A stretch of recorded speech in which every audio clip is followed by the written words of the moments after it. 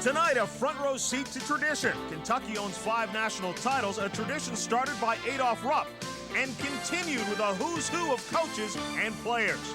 But the Indiana Hoosiers also have 5 championships. Bob Knight, 3. Now tradition depends on new names and faces. Kentucky and Indiana next.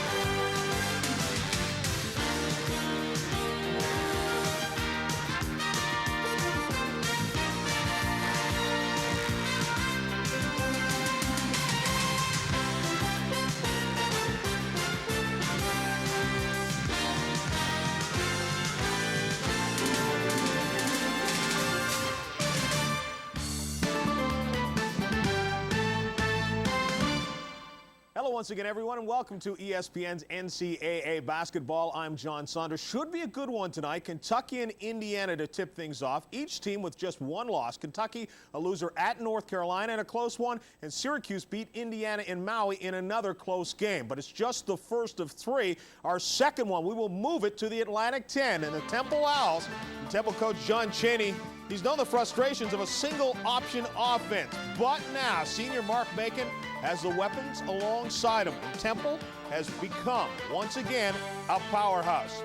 Then at midnight, Texas coach Tom Pender's high-octane offense has topped the century mark 22 times in just over 2 years. Tonight, he herds his Longhorns into UCSB's corral. Jerry Pim's Gauchos look to brand the Longhorns at midnight.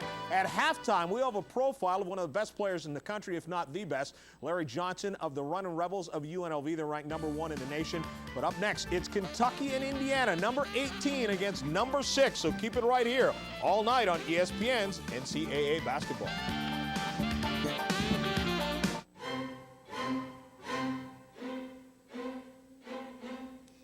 Some people see shaving as something you do for 3 minutes a day. At Braun, we see it as something you do for a lifetime, and we think you should make the best of it. The Braun Shaver, with its 3 shaving positions. Designed for those who choose to make a virtue out of necessity. Braun, the world's #1 selling foil shaver. There is big-time controversy brewing in Bud Bowl 3. Bud Light's top draft choice, Bud Dry, announced he may give up football and play baseball instead. While it would be the BFL's loss, it would certainly be baseball's gain. Major League Manager Tommy Lasorda had this to say. You don't see athletes like this every day. Will it be footballs or fastballs for Bud Dry? For Bud Bowl Update, I'm Chris Burke.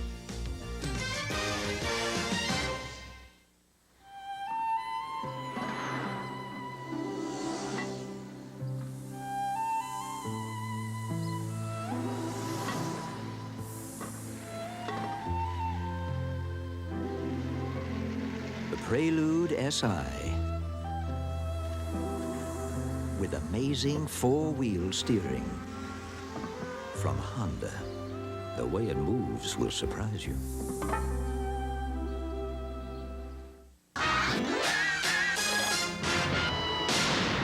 Today, we have a special visitor. It's Rudolph Verkushny. He's going to play classical piano with Mr. Robinson. Jeez. Mr. Verkushny's a better piano player than Mr. Robinson, but Mr. Robinson can really cream him at basketball. Foul!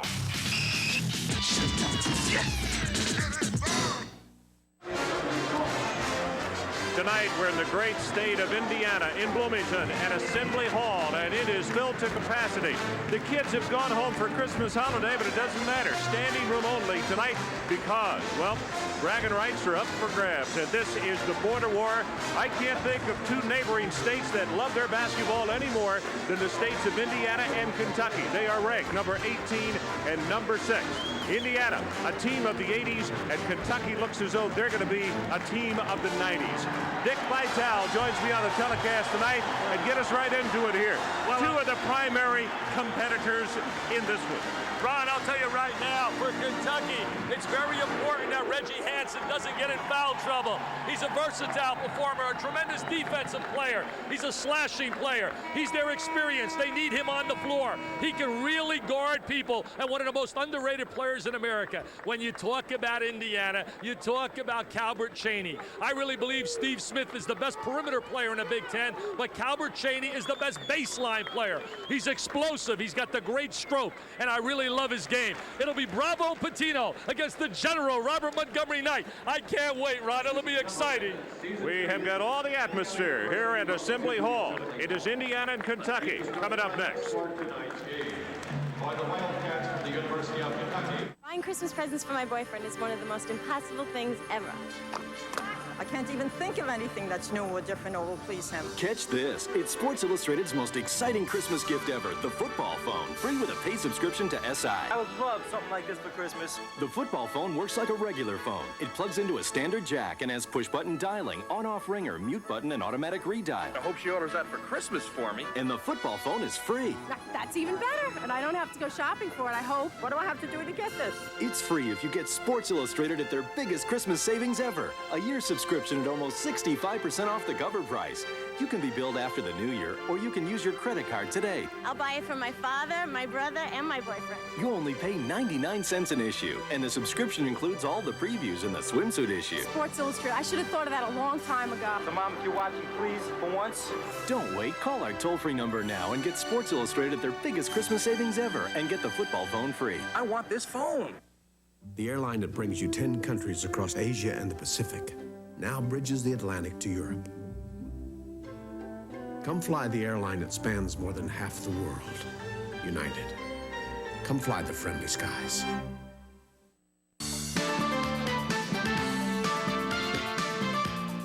ESPN's presentation of NCAA basketball, Kentucky versus Indiana, is brought to you by Budweiser, the king of beers, with that clean, crisp, cold taste.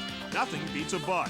By Honda, maker of fine, quality automobiles. Test drive a Honda at your local dealer today. And by Nike, who reminds you to just do it.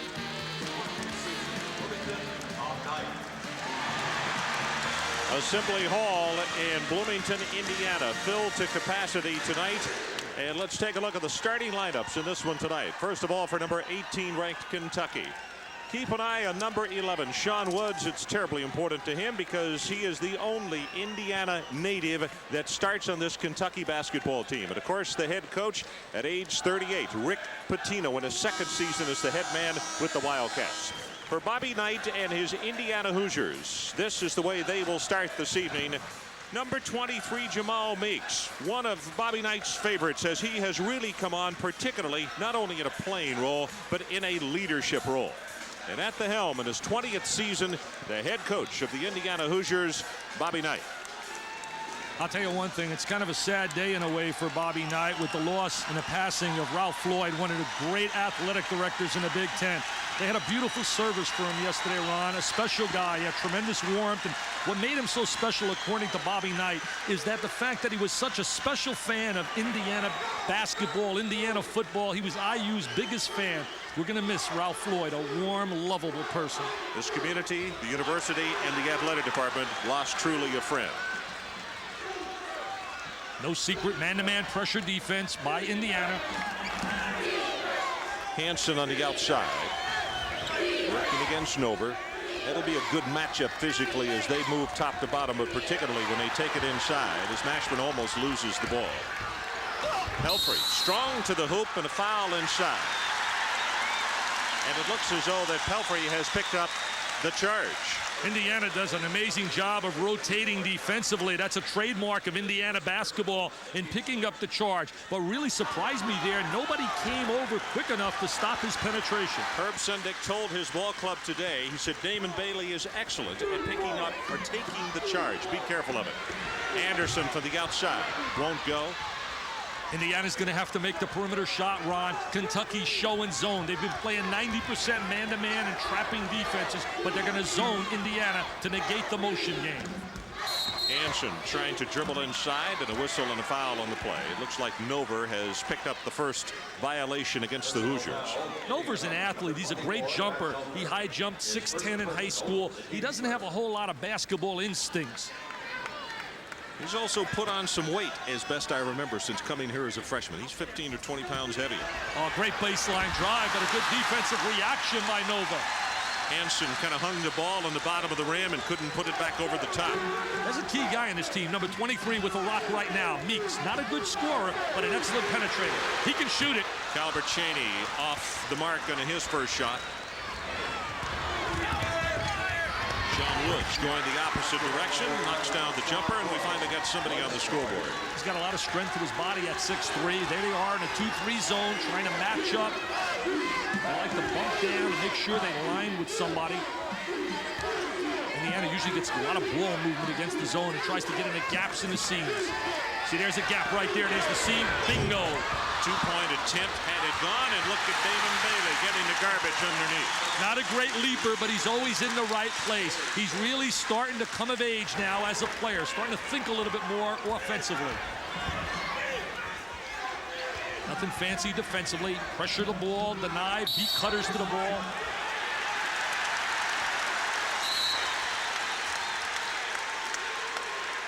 Offensive foul was called.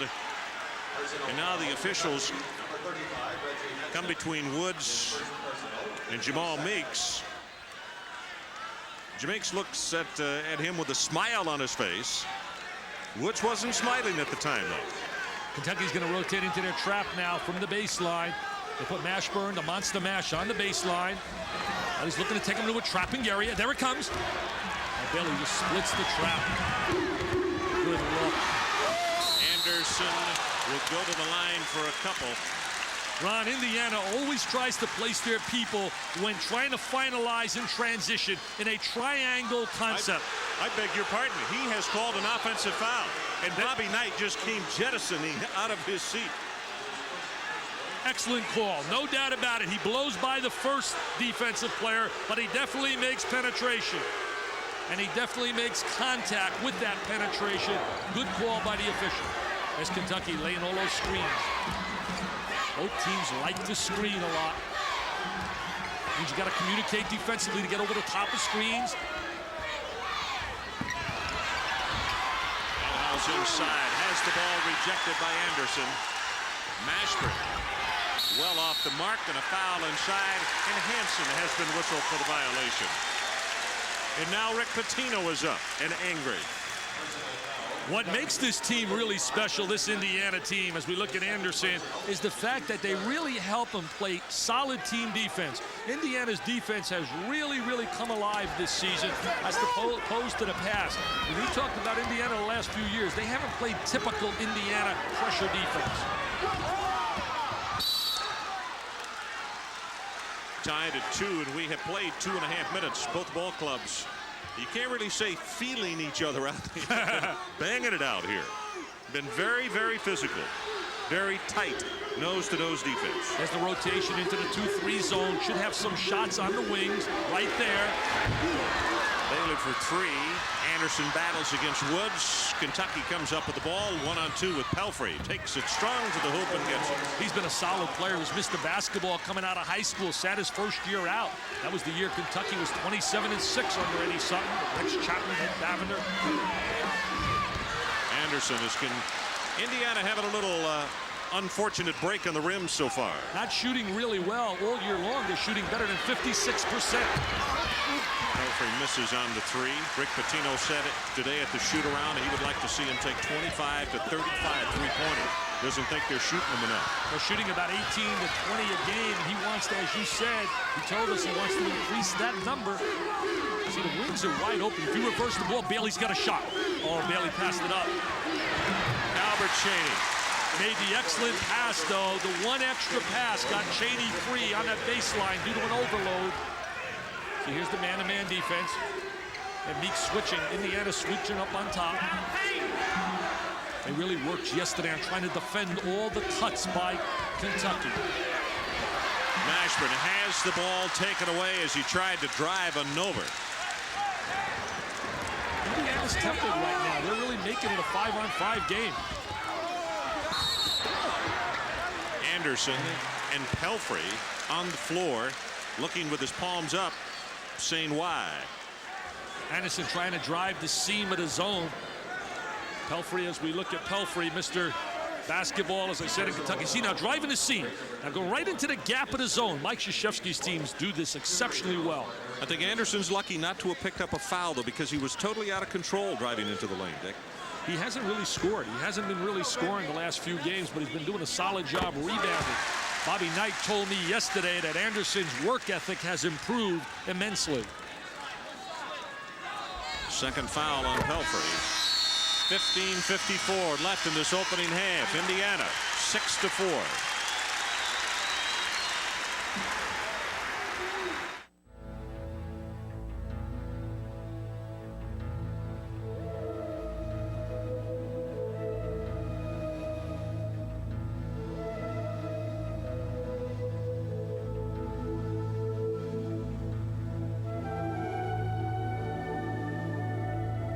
The Accord Coupe from Honda. You have to drive it to believe it.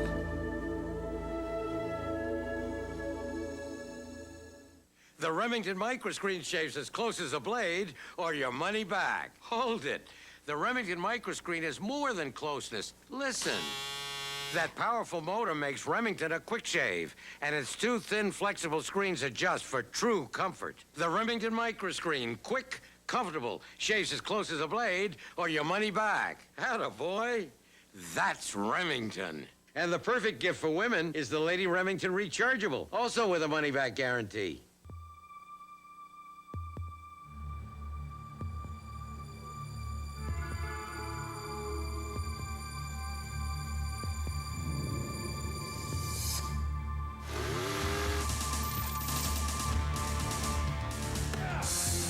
Has anybody thought about dynamite?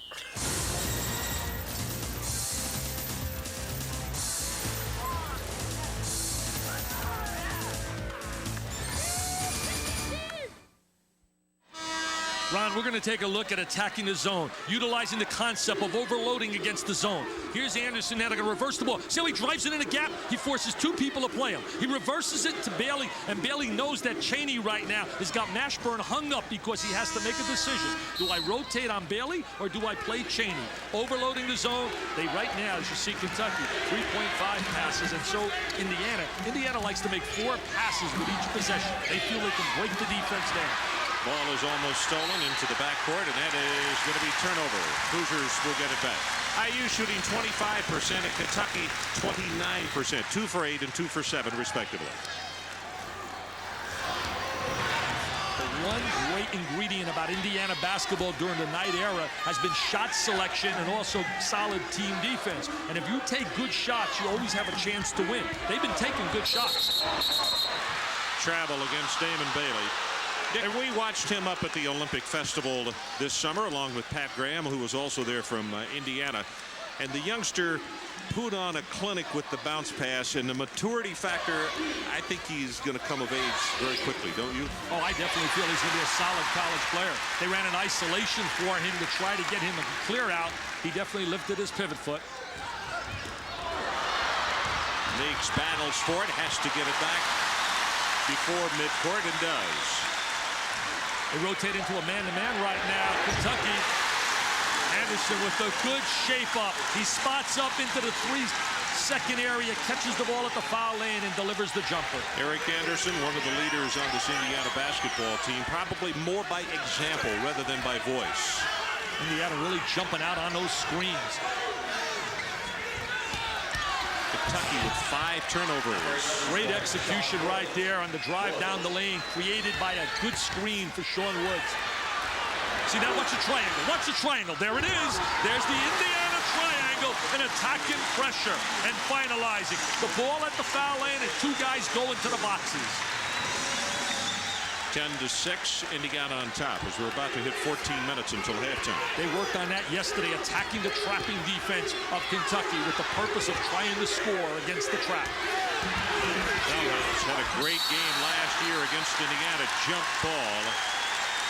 And the possession area goes with Indiana. Now watch the triangle. Bailey at the top, and he has 2 options. He can dump it to Anderson. He says, you know, I like you, Eric. You took me out for dinner the other day. I don't like you, Nova. I'm going to Mr. Anderson. See, look at this split in the trap. There's the triangle. 2 guys on the boxes. Thank you. Anderson has it stripped by the quick hands of Woods.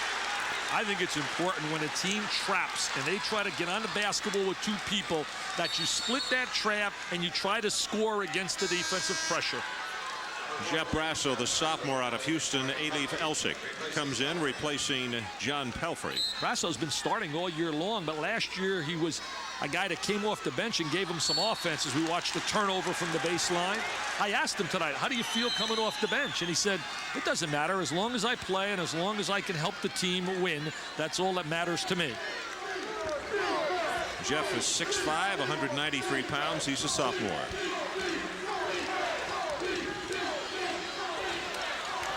Both these teams so well coached, so drilled. There's the three.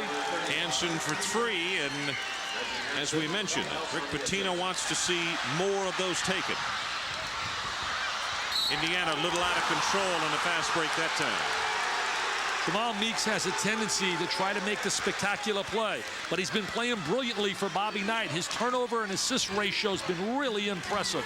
He's had like 4 assists to every turnover. Looks like Hansen has just picked up his 3rd foul. That's a silly foul for the experienced player. We talked on the top of the show how important it is for Hansen to stay out of foul trouble. He got in foul trouble against North Carolina, and it really hurt Kentucky. He picks up 3, 50 feet away from the goal. Not a heady play by Reggie Hansen. Not a heady play, falling in a backcourt.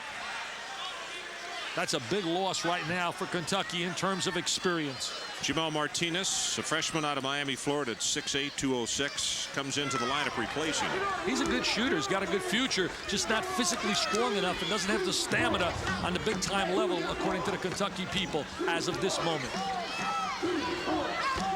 Bailey with a bounce pass inside, and the lefty's turnaround jumper won't go. See Indiana trying to match up on the wings, knowing that they want to shoot that 3. Brasso. See, that's a no-no. Right there in the scouting report, Bailey's got to know that Brasso's a good perimeter shooter, and he's got to get in his face. Anderson late with the bounce pass, and Mashburn comes away with it for Kentucky. That's the scrappy, hustling traps of him. See, right now, they're not matching up on the wings, allowing him to shoot that 3.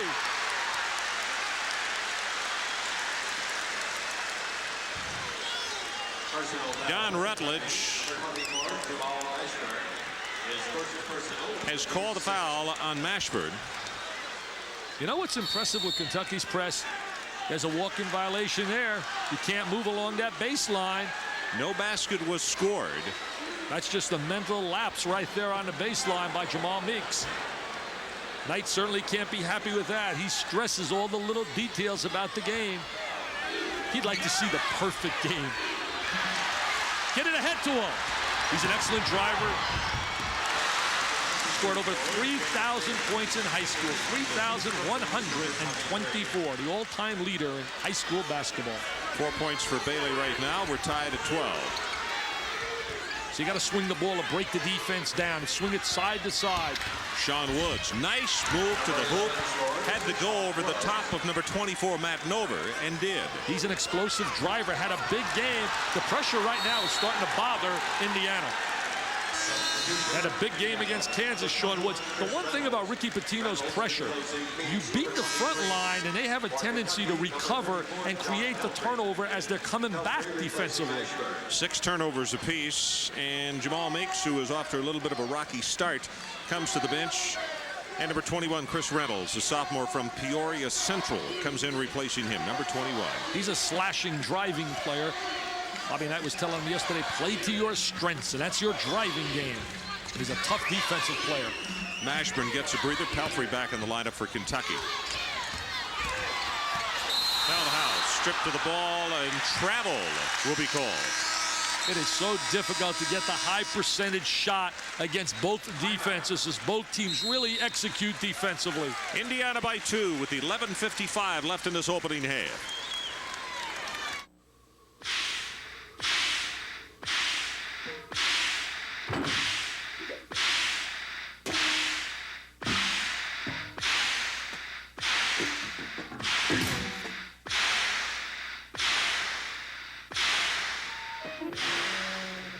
Spend less time at the pump.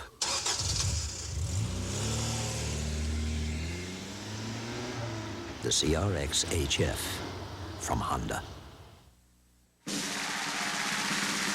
We're here with Gerald Wilkins and Super Dave Osborne to compare the Nike Air Flight Lite with the Super Dave Slam Dunk Catapult. Good luck, Harold. That's Gerald.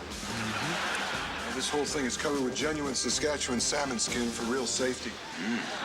The Air Flight Lite is the lightest Nike basketball shoe on earth. Excuse me, mine's got Kelman circuitry. It's been patented, so don't try to knock it off. This is the lightest Nike basketball shoe on earth. Let's check it out. Fantastic! I mean...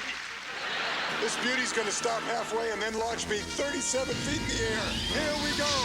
We're stopping. No, we're not. I think I broke my face. Well, of course you did. Help me. You decide, the lightest Nike basketball shoe on earth or a broken face. Help me, Harold. That's Gerald. Oh, that hurt. Kentucky leading by 2, 14-12. And don't forget, coming up later tonight. In fact, right after this one at 9:30 Eastern Time, Penn State and Temple. Of course, Temple led by senior guard Mark Macon. Sean McDonough and Clark Kellogg will be there. And then at midnight Eastern Time, Tom Penders and the Texas Runnin' Horns, number 23 in the nation, against Cal Santa Barbara. That one not too late to stay up for. Texas, last year, surprised to many people who made it to the Final 8 in the tournament. Well, Tom Penders does an amazing job. See, they're going to come out of the 2-3 and they're going to trap out of it, showing another new alignment. They have multiple defensive sets, and they believe in their leader, who's calling all these defensive changes, Rick Pitino. See, they lined up in a 2-3, and then out of it, they jumped immediately into a half-court trap. Pat Graham in the ball game, number 33. Junior out of Floyd's, Knobs, Indiana. Played at Floyd Central. He was Mr. Basketball, and he could really shoot the ball. Cheaney unlucky inside, and that whistle, the call will go against Indiana. Looks like Chris Lawson, who has just come into the lineup, number 54. I was teasing Pitino before the game with his suits. I said, you wear those Armani $900 suits. Go get some Kmart specials, Pitino. I remember you had 5-star camp. You never dressed like that. He is big time all the way now, Ron. How come you know those $900 suit names? Oh, not me.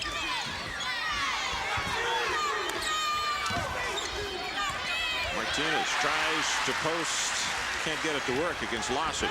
And on the fast break, Cheaney pulls up and he drills it.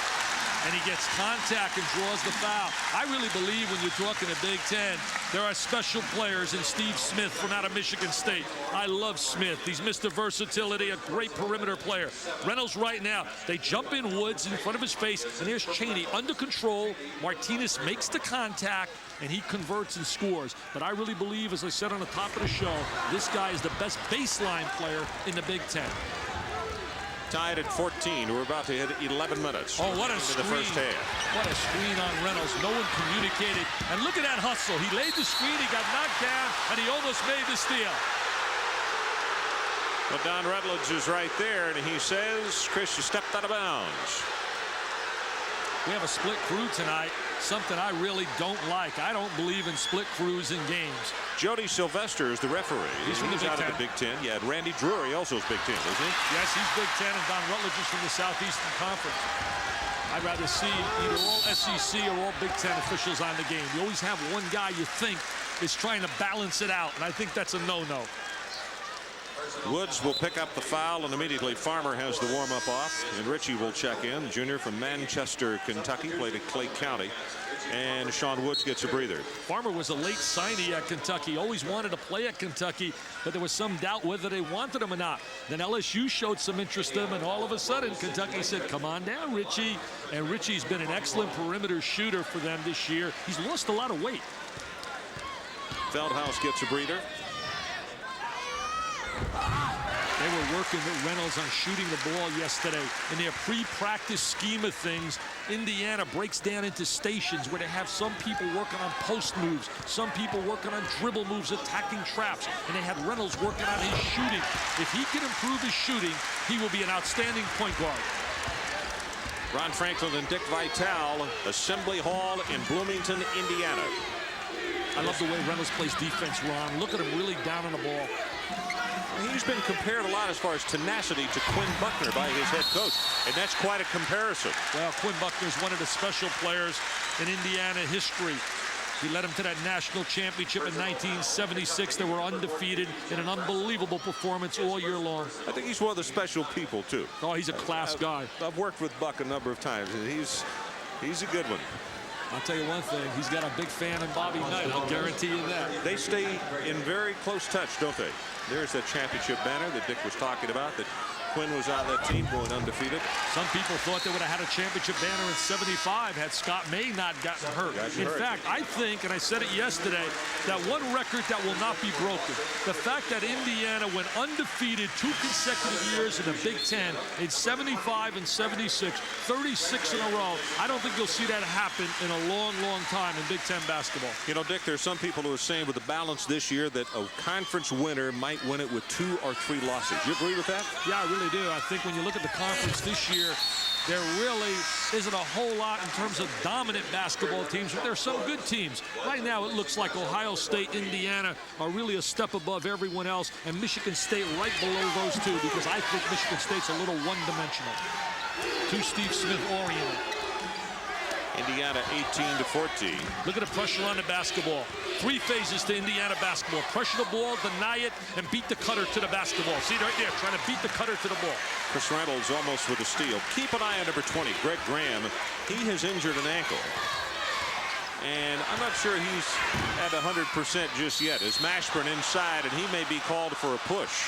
I thought the Monster Mash was using his left hand to get away with a little push, Ron, but they get the foul, not on Mashburn. I think they get it on Anderson. Yep, they do.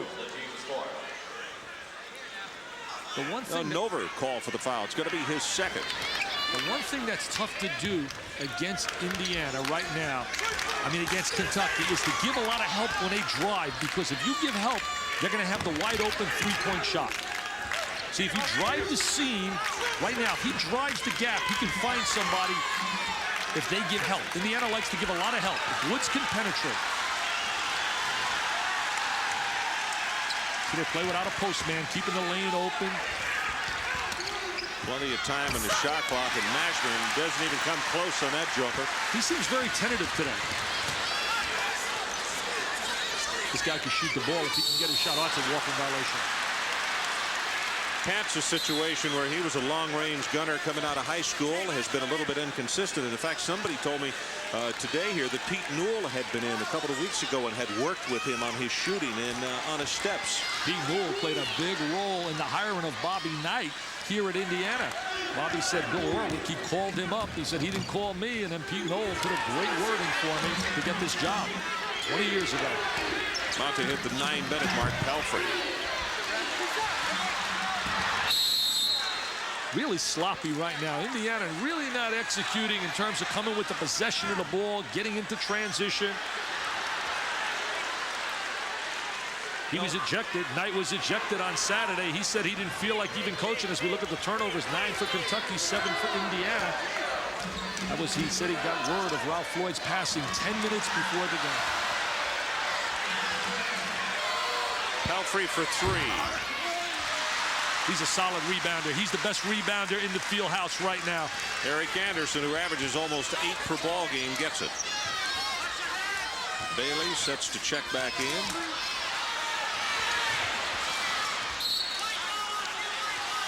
Both these teams use the ball fake and the head fake exceptionally well. And it's no accident. They drill on it every day in practice. Look at Mashburn's got a new haircut. The Monster Mash has got a new haircut. It looks like mine. Lyndon Jones comes in the lineup. He is the lone senior on this Indiana ball club. Also, Davis comes in, and Mashburn will get a breather for the Wildcats. Lyndon Jones, really, you got a feel for him in terms of the fact that this kid came out so highly acclaimed out of high school, played well as a freshman and as a sophomore, had a bad year last year. Nice pass by Jones. That was a great pass. Greg Graham with the cut to the basket. But what an excellent look by Lyndon Jones. Greg Graham, as we told you, is the injured ankle. He averages just over 10 points a ball game, and it's now the biggest lead of the evening for the Hoosiers at 20-14. Pelfrey, and he'll go to the line. It looks like Calbert Cheaney.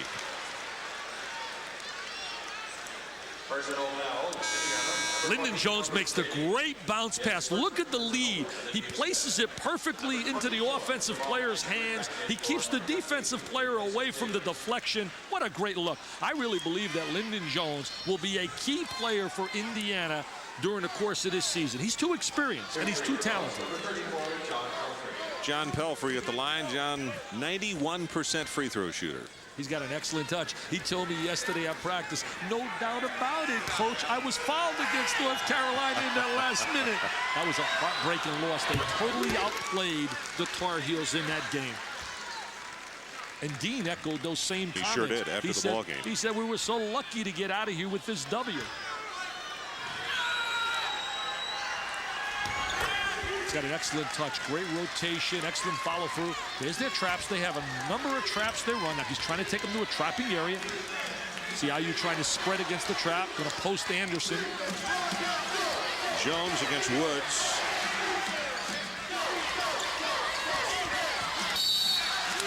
Turnover against the Hoosiers. Good defense again. Let's take a timeout. 7:56 left in this first half. It's Indiana 20 and Kentucky 16.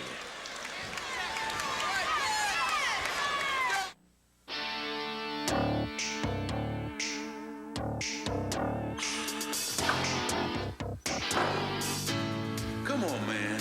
Remember, we're MVPs. When we wear the NBA uniform, we feel like a star from head to toe. So let's get it together. NBA Authentics, the official clothing and equipment used at NBA games.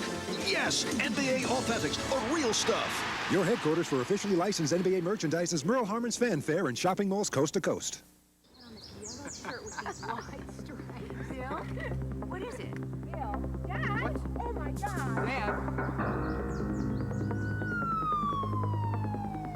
Can you tell me where it hurts?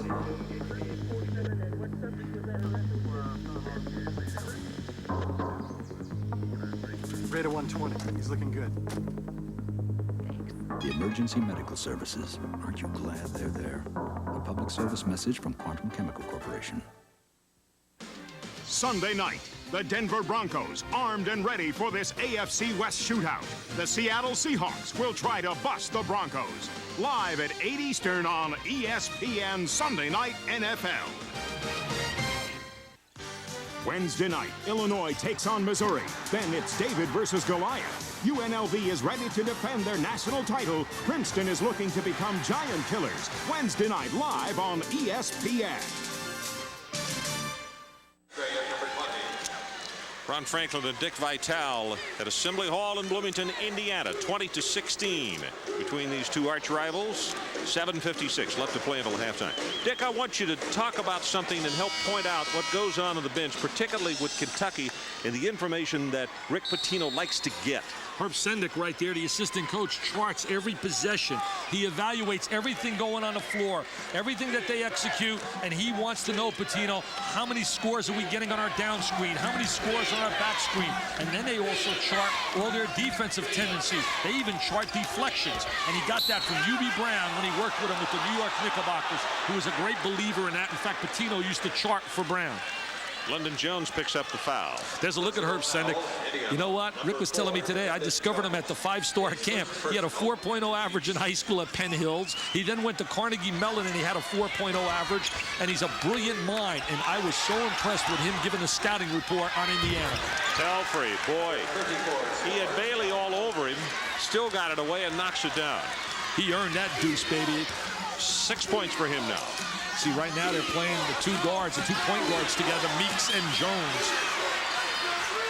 3-guard offense, really, with Bailey on the floor as well. Man-to-man defense right now by Kentucky. Back to Meeks. 3 if it goes. Hard off the iron, but Jones on the foul. Lyndon Jones with the offensive rebound. The strategy for Kentucky is to allow Meeks to shoot the ball. Same game plan they had against North Carolina with King Rice. 4-point game. We've just gone under 7 to play till halftime. See, right now, very difficult if you play for Indiana to give a lot of help with the kind of perimeter shooters that Kentucky has.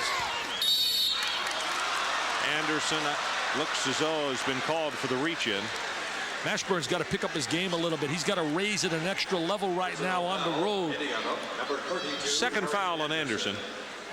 Well, we mentioned off the top of the telecast, he and Bailey this time last year were playing high school basketball. And, you know, when you go from arenas like playing against the Tar Heels last week and here at Assembly Hall, you're not talking about small gymnasiums like he might have been accustomed to. I'll tell you, Ron, that's the way to grow up as an athlete, though. You grow up as a player, and the special ones do it immediately. When you talk about the Isaiah Thomases, the Michael Jordans, the guys like Magic Johnson from day one. I mean, they lace them up, and they come in and they prove they can play with all the hype and all the notoriety. And the great thing about great athletes, they can handle all the adulation. And to me, you know, we talk so much that the media really hypes these players. We don't hype them. I mean, if Damon Bailey has 3,100 points, he does the job. Those facts can't lie. He gets publicity. And then it's up to him to perform and to back those up. Feldhaus. They're cleared out. They try to run a clear out in isolation for Bailey. Feldhaus picks up his first foul, and that is the 10th team foul against the Wildcats. 6:30 left until halftime. You know, it's so frustrating if you're a point guard playing against a Kentucky, because with all their multiple sets, it makes it very difficult for you to constantly be trying to think and create and innovate what to do against their traps. You know, talking about guys like Mashburn and also the young fellow that's at the line right now. Seen Bailey at the Olympic Festival this summer. He wanted the basketball in the crucial situations. Last week at North Carolina, Mashburn wanted the ball late in the contest. Bailey made a believer out of Dale Brown down there, played brilliantly for the North team against the South. Brown's team won the gold medal. See the pressure on the basketball? They really try to lock up on the basketball. Cheaney working against Mashburn, and he is. He's giving him some headaches. See if the youngster gets it to go. Jump hook is not there. Feldhaus, tough inside. That's a real tough offensive rebound. Feldhaus had 23 last year in a matchup against Indiana. Bailey may have gotten away with a drop of the shoulder there against Farmer. Indiana running their motion game. Graham with that little cut inside. Cheaney gets a double look. Anderson on the follow. That's a foul on Anderson, I believe, climbing it back. No, they get it on a Kentucky player. No, they did get it on Cheaney. Oh, they call it on Cheaney. Second, yeah. Could have called it on Anderson as well. Talbot really didn't receive the kind of publicity as the other guys did coming out of high school in that great recruiting class that they had 2 years ago with Chris Lawson and Pat Graham and Greg Graham. They had Lawrence Funderburk. Yeah, been a lot of conversation about him the last couple days. Funderburk was brilliant in that game last year. He had 16 points and 10 rebounds at the Hoosier Dome and sparked Indiana to that 2-point win. My feeling is he will transfer to Louisville. See, there's good ball reversal. 4 passes. And Knight feels you can break. Coach Knight feels you can break down the defense if you can swing it side to side.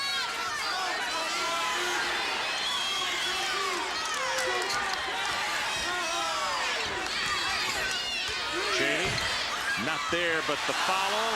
No, but he boxed out, and they miss on the freebie as Greg Graham was right there. Kentucky can tie it on this trip. In fact, they can go in front. If this one is there, and it is for Farmer. And that was created by the help defense and a penetration by Woods.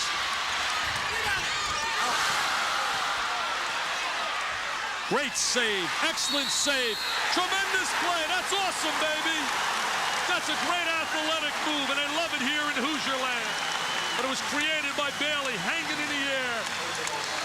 Bailey missed the easy layup and then came back with a very heady play, as Dick said, and they got a possibility of getting 3 out of it.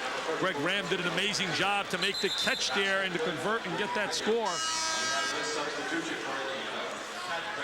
Bailey now with the drive to the goal. Woods takes away his angle. Now look at the hustle. And watch the awareness.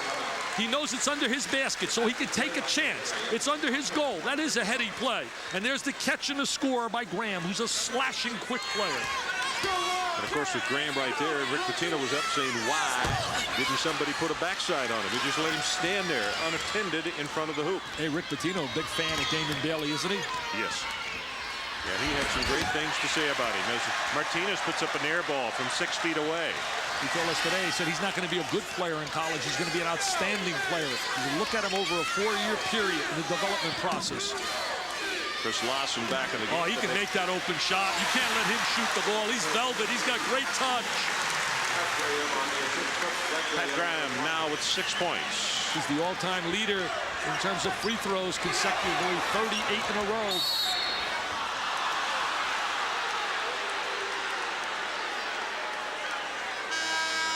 Graham had 38 in a row on a free throw line this year before breaking it. That's a record here in Indiana. That's the first personal foul against Graham. Greg Graham. And it's the 19th foul.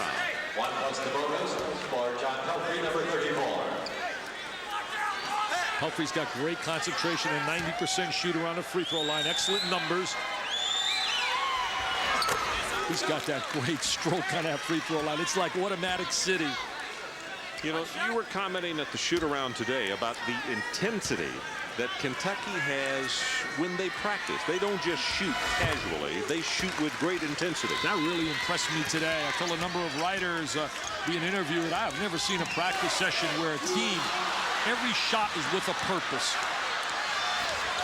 They're in a 2-2-1 pressure now. Constantly scratching and clawing on the defensive end. Bounce pass into the middle, and that goes between 3 sets of legs before Bailey saves it. They got to get back the ball out, back it out, run their cuts.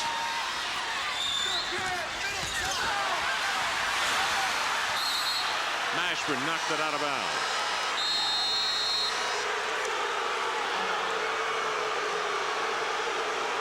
.338 left until halftime. Indiana by 1.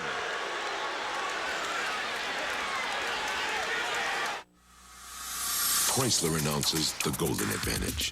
Cash back of $500 or $1,000 on Dodge Caravan and Plymouth Voyager, the gold standard of minivans. $1,000 or $2,500 cash back on Jeep Cherokee, the gold standard of 4-wheel drives. And $300 to $3,000 cash back on other Dodge, Chrysler, Plymouth, and Jeep Eagle gold standards. The Golden Advantage. The savings are like the quality.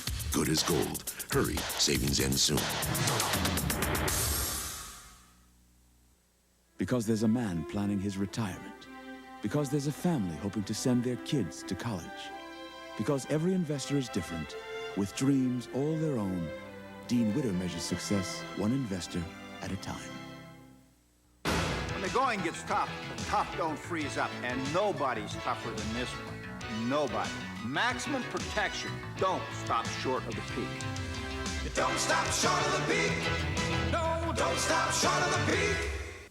1874, the first transatlantic cable connecting Ireland and America. It was made by Siemens. That was then. This is now. Today, Siemens makes telephone switches that handle 1 million calls in a single hour, carry voice, text, and data on a single phone line. And at 23 research sites in America, the people of Siemens are developing technologies to connect us all to the future. Siemens, precision thinking. Indiana and Kentucky in a tight one. A reminder, coming up at halftime, we'll have top 25 scores from the rest of the top 25, and Larry Johnson, outstanding player at UNLV, will feature him. Right now, let's get back to Ron and Dick. Thanks, John. 3:38 left until halftime. I'll tell you an MVP, John Saunders in that studio. The guy does an amazing job. Yes, Mr. Saunders, I'm going to be his PR agent. Oh, great drive. Pat Graham is blocked by Brasso, but he also was fouled. We talked about earlier the fact that you really can't give a lot of help defensively. Now watch Woods' penetration here. He takes it to Bailey. Now he draws the help. He draws help and he kicks the ball out, and it's a wide open J because the help and recover doesn't work with that kind of penetration. Excellent move by Woods, and certainly Mr. Farmer finalizing. I don't think Farmer missed a shot today in practice.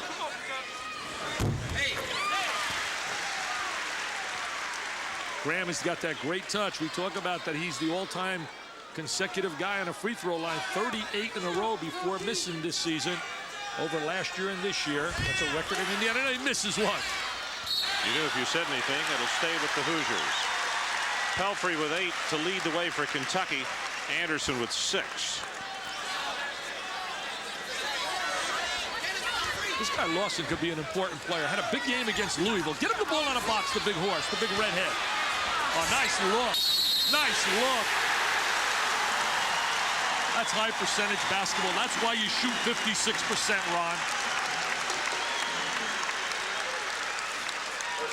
There's the good look by Bailey. He dumps it. Now look at Lawson. He's got great vision with his size, 6'10", and I love the way Graham moves without the ball. Pelfrey's going to have to come out. That's the third foul on him. So Kentucky has played a majority of the first half without Hansen, who got in foul trouble just about 10 minutes ago, and now Pelfrey has to come out. Not good. Really danger time right now for Rick Pitino. You got 3:24 on the clock. This is segmented a game that's really important in creating some momentum, and you have two of your stars sitting next to you as an assistant coach. Here's where Indiana has to make a run. 5-point lead almost stolen. Brasso. Oh my goodness, he is going to go to the line for 3, and he came close to getting a 4-point opportunity. That's the new rule now in college basketball. If you're fouled attempting the 3-point shot, you get 3 opportunities. Well, this Sunday, NFL game day, noon Eastern time. Chris Berman of the game with a comprehensive look at the day's action. Then NFL prime time at 7 Eastern time. Day's highlights, scores, and playoff, followed by the Broncos and the Seahawks at 8 o'clock. And, of course, Seattle's playoff hopes still alive. Bobby Knight's first game against Kentucky was his debut against the Baron, Adolph Rupp. And what a shootout that was, Ron. You and I talked about it. 90-89. Knight wins that game, led by Steve Downing, who had unbelievable numbers. Yeah, what his numbers were unreal. 47 points and 26 rebounds. And he played 50 minutes. It was a double overtime. And he played 50 minutes. 31-28 as we're about to hit 3 minutes. Oh, there's the rear screen by Lawson. Indiana really lays the screen. Oh, he had the wide open jumper. Should have shot the ball there. Brasso went in the air, and Graham, instead of moving either to the side or forward, stayed right where he was, and Brasso caught him in the side of the head with his hand. See, in that opportunity right there, Pat Graham should have stroked that ball. Ricky Pitino has brought so much life to this Kentucky program.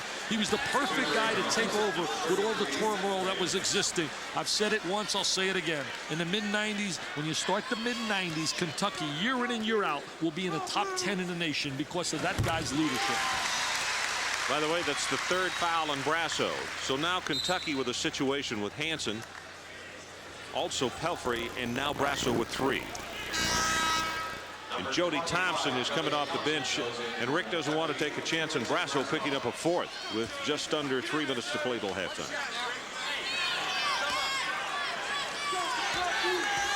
Both these clubs are going to be improved next year. Indiana adds Alan Henderson, and I'm talking about one of the 5 marquee high school players in America from out of Indianapolis who can step in here and be a major factor next season. And they lose one senior, Lyndon Jones. Steps called against Kentucky. Mashburn, to me, has not really been as animated and hasn't been as active as I've seen him in the past. He's a much more talented player than what we've witnessed here in his first half. See, now goes the trap again. Post up to the middle, then try to get the triangle. Almost an air ball to Sean Woods, and that's going to be a reach-in against Damon Bailey. Indiana really not taking advantage of Pelfrey and Hansen on that sideline in the last 4 minutes. Chris Reynolds will come in, and Greg Graham will come over and take a seat. And Reynolds, probably for his great defensive ability, coming in here in the waning moments of this first half. We just passed that Kentucky bench, and we took a peek at Bernadette Locke, and what an amazing job she has done. Ricky Pitino told us she's the liaison between all the players and the academic end of it, and right now they had 6 players with a better than 3-point average this past semester, and the average, and there she is, the beautiful Miss Locke. And I'll tell you something else. She does a great job at practice, actually on the court teaching. Played at Georgia. Was an All-American. Knocked away by Mashburn, almost stolen. Both of the Grahams for Indiana with 7 points apiece to lead the scoring for the Hoosiers. 2:33 remaining till halftime. Indiana by 3. Kentucky always losing the trap. There's the trap right now. Now reverse the ball. The trap creates the turnover. He's got a trailer. Feldhaus fouled by Jones. Feldhaus getting his first start tonight. I really believe not only because he had the big performance and they wanted to go bigger in size, I think psychologically Feldhaus really didn't respond from coming off the bench. There's the trap. There's the reverse. Good anticipation by Woods. They pop the ball. Now he's got the trailer. He kicks it back. Feldhaus is a power player. He's going to take it up strong, and he gets fouled. See, I think psychologically, Ron, he was not adapting to the role of coming off the bench. And I think Ricky Pitino, who knows his people, said to himself, maybe if I start him now, Grasso can handle coming off the bench. Indiana over 10 fouls, so Kentucky at the line for a couple. As you can see, Feldhaus misses the first, bangs his hands together. Cuts it to 2. Now he rotates to the foul line. He's going to go into a trap. 1-2. So he's going to read the defense, match up. Indiana spreads, trying to take away the opportunity to trap by extra spacing. But there it comes. That's where you want to go with it, right at that post area. Bobby Knight was using a term yesterday. Don't hide against the trap. Make yourself available. Oh, he missed Lawson. Constant motion. Ricky Pitino said today at practice, you're going to get screened like you've never been screened in your life. Graham kicks it back outside. Flashes inside. Bailey is there, and he misses the short jumper. That's the way Bailey scored big in high school, to average over 30 a game. As we look at the turnover, he was a post player as well as a perimeter player. Pat Graham is a more confident basketball player than we saw this summer at the Olympic Festival. Agreed? Well, that's he looks to me like it. That's what PT will do for you. Get a lot of playing time. You start to produce. You start to have success. I get a kick out of people who say, you got to have confidence. How could you have confidence when you're not playing and you're not scoring? Success makes confidence. Look, he's got confidence. He wants the rock. He wants the rock. Up inside, and he'll get a chance to make it a three-point play. He says, I can play now. Get me the ball. Ron Franklin says, I got confidence. He was Mr. Basketball out of high school in Indiana. Look at him searching. Look at his mouth. He says, give me the rock. Former can't check me. Come on, Richie, you can't play me. Are you kidding me? He said, this is no contest. I get it down in that D. Farmer with his first. Richie's really been a pleasant surprise this year. Lost a lot of weight and has been a real dynamite player off that bench. Pat Graham now in double figures, has 10 to lead the Hoosiers, and it's back to a 5-point Indiana lead. Not a big Indiana team out there when you talk about Meeks. You look at Jones and Graham.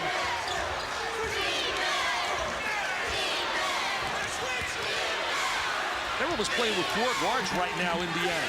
Because Bailey could be classified as a guard as well.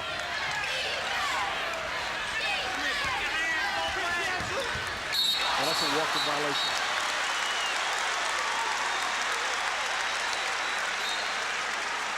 If you're Bobby Knight, you got to be disappointed that you don't have Rick Pitino right here down at least 10 going to the last 4 minutes with the kind of people he has on the sideline in Hampson and Pelfrey. See, right now, this last minute, they got to capitalize. They got to get a deuce out of this possession or 3.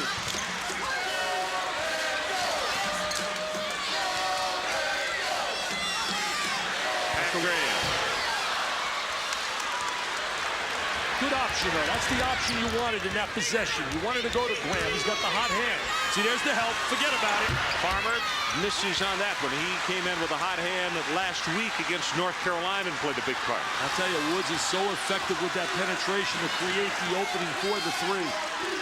Shot clock is off. And the game clock you can see in the lower right-hand corner of your screen. They lay those big back screens. You watch Lawson running around there laying some screens. He's going to come up and lay a screen. There's Lawson. Hey, he's making like Stone Screen 45. Created by Fred Godelli, our outstanding producer at ESPN. I got credit for that term, but it was Freddie. Foul by Feldhaus with 3 seconds left until halftime. Personal foul, Kentucky, number 12, Kevin Feldhaus. Indiana, to me, is one great baseline player away from being a special team. And that player could have been Lawrence Funderburk.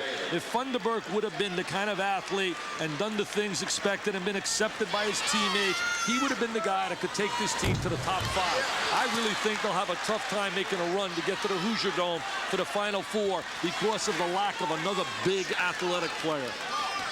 Second foul on Feldhaus. 3 seconds left until halftime. John Saunders will be coming up at intermission time to bring you up to date on what has happened with the top 25 tonight. Count if it goes. Count the 3. What a house. You talk about Uncle Mo and momentum going to that locker room. What a big 3 by Feldhaus. He looked like Bob Cousy, the knee up in the air, the old way. That's how I used to shoot my one-handers, baby. He lets it fly. He says it's nothing but net, baby. So, let's take a break. It is halftime here at Assembly Hall with the Hoosiers 37 and the Wildcats 34.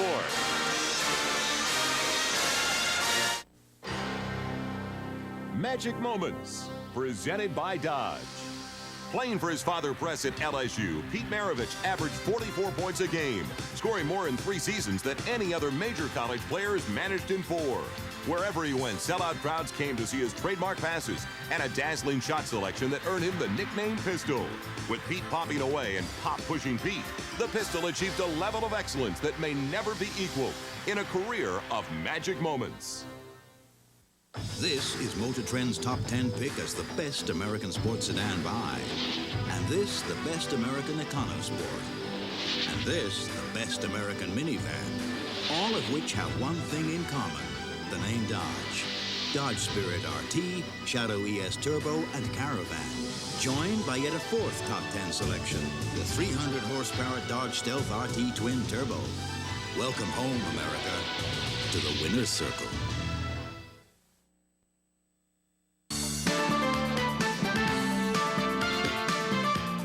ESPN's presentation of NCAA basketball, Kentucky versus Indiana, is brought to you by Dodge. For performance, quality, safety, and value, welcome home, America.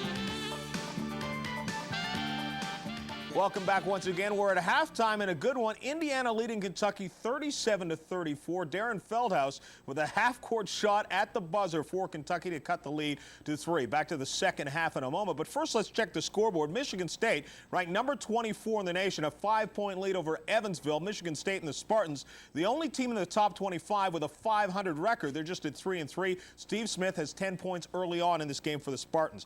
Indiana State facing the Billikens of St. Louis. At halftime, it's a 4-point lead. Orlando Stewart of the Billikens with 11 points at halftime.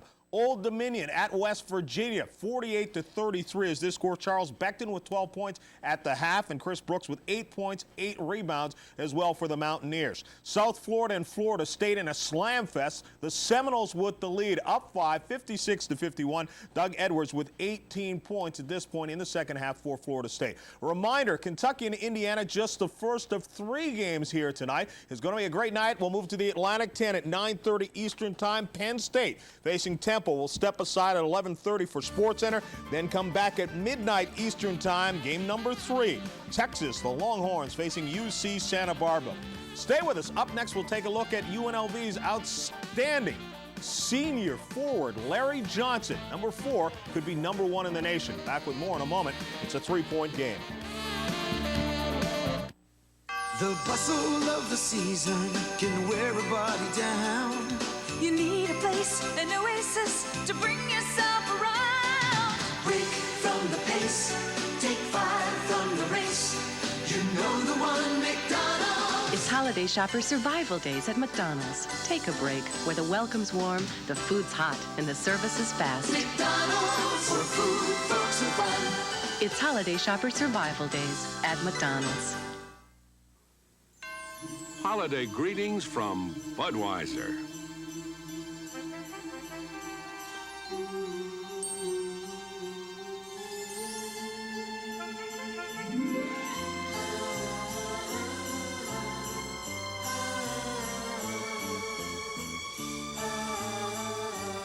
The people who bring you Budweiser wish you and yours the very best of everything this holiday season. The Subaru legacy is much larger than the older Subaru. But people still think we're small and boxy. The Subaru legacy is luxurious, but people still think we're just basic transportation. With 93% registered in the last 10 years, still on the road, we hope our old image wears out a lot faster than our cars do. Now is the perfect time to see your Subaru dealer for the perfect deal.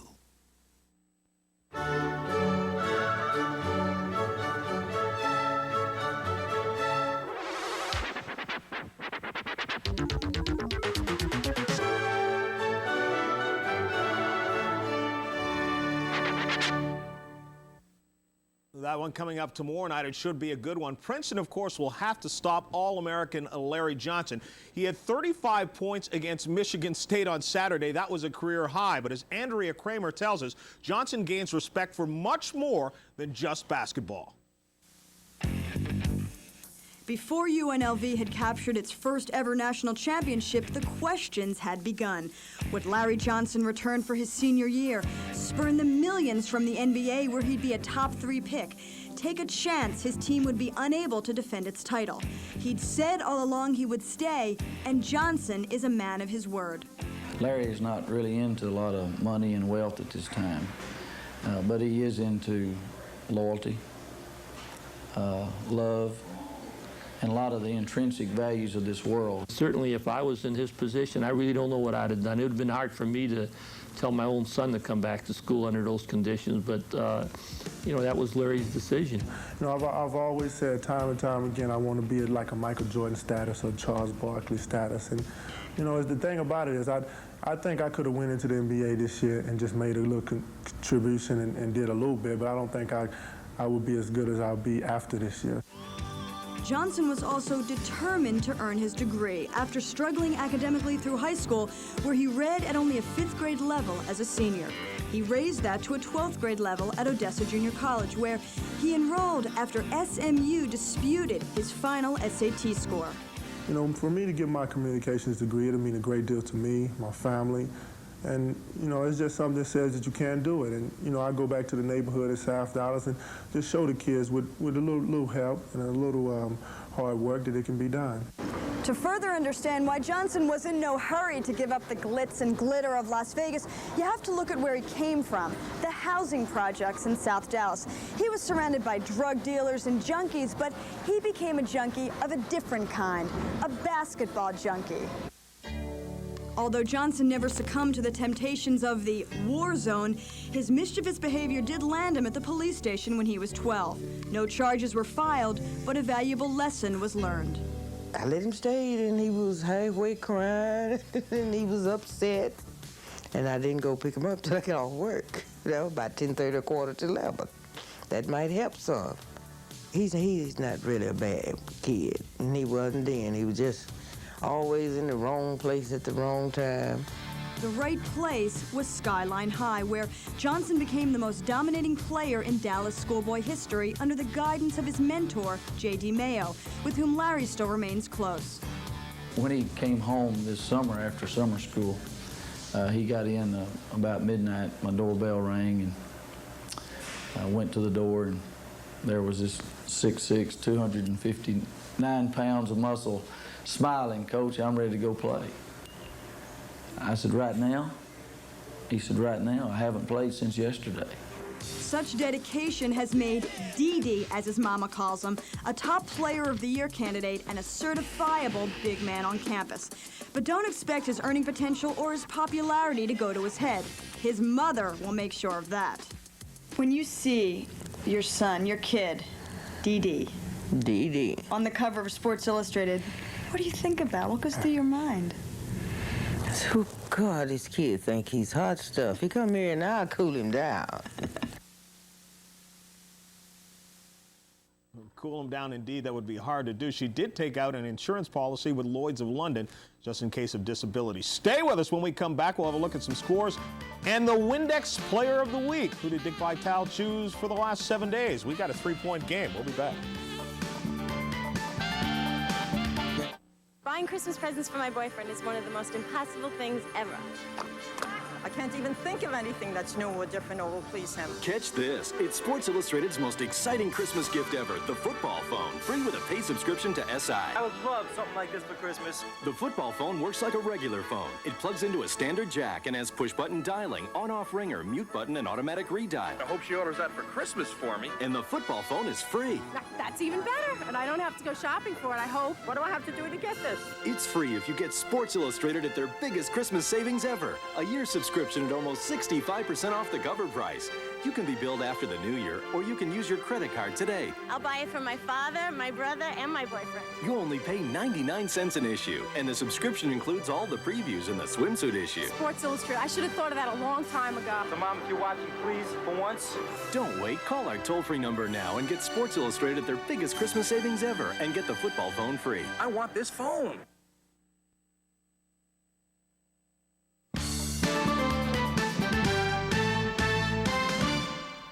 Welcome back once again. We have a 3-point game. Indiana leading Kentucky at halftime. We'll get back to Indiana in a moment. But first, another check of the scoreboard. Michigan State clinging to the lead over Evansville and the Purple Aces. It's just one, 33-32. Steve Smith now with 12 points in the game. Chicago State and Iowa, their first meeting since 1973. Chicago State wants to forget about that one. They lost 101-44. They're just down 26-17 now early in the first half.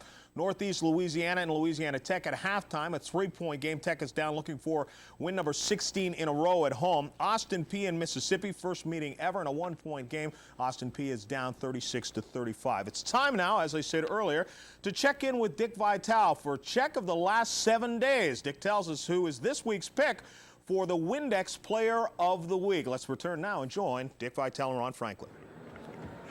Thanks, John Saunders. What another great week of college hoops. Time for your Windex Player of the Week. Take it away, my friend. Well, we talk about some great players, Ron. We have to talk about Brent Price. 56 points. He lit it up. Billy Tufts had him in at the end of the game. They win by 60, but the guy was brilliant. But what about David Booth? He was sensational for DePaul. And then we got to talk about Popeye Jones. An unbelievable performance for Murray State. But my winner, let's go to Las Vegas, to Larry Johnson. He was a man against Michigan State and the Spartans. 35 points. 14 rebounds. My Windex Player of the Week, Mr. Larry Johnson. Okay, and of course, Windex will donate $1,000 to the Boys Club of New York. We'll be back with the second half tip-off right after this.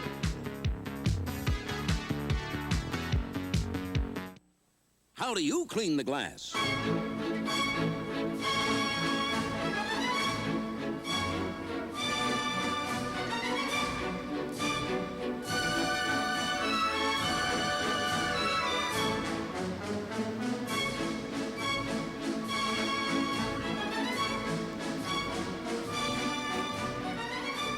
No matter how you do it, nobody cleans the glass like college basketball and Windex.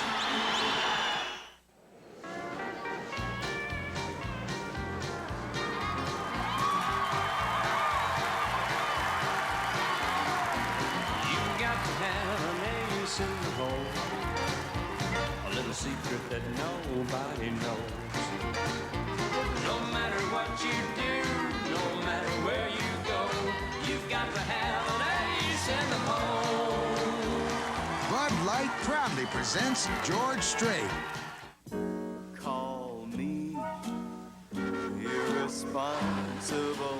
Just because the other guy is on the road doesn't mean his mind is. So the superb traction of the Subaru Legacy with 4-wheel drive and anti-lock brakes can be quite a comfort. Since the next guy is capable of almost anything, shouldn't the same be true of your next car? Now is the perfect time to see your Subaru dealer for the perfect deal.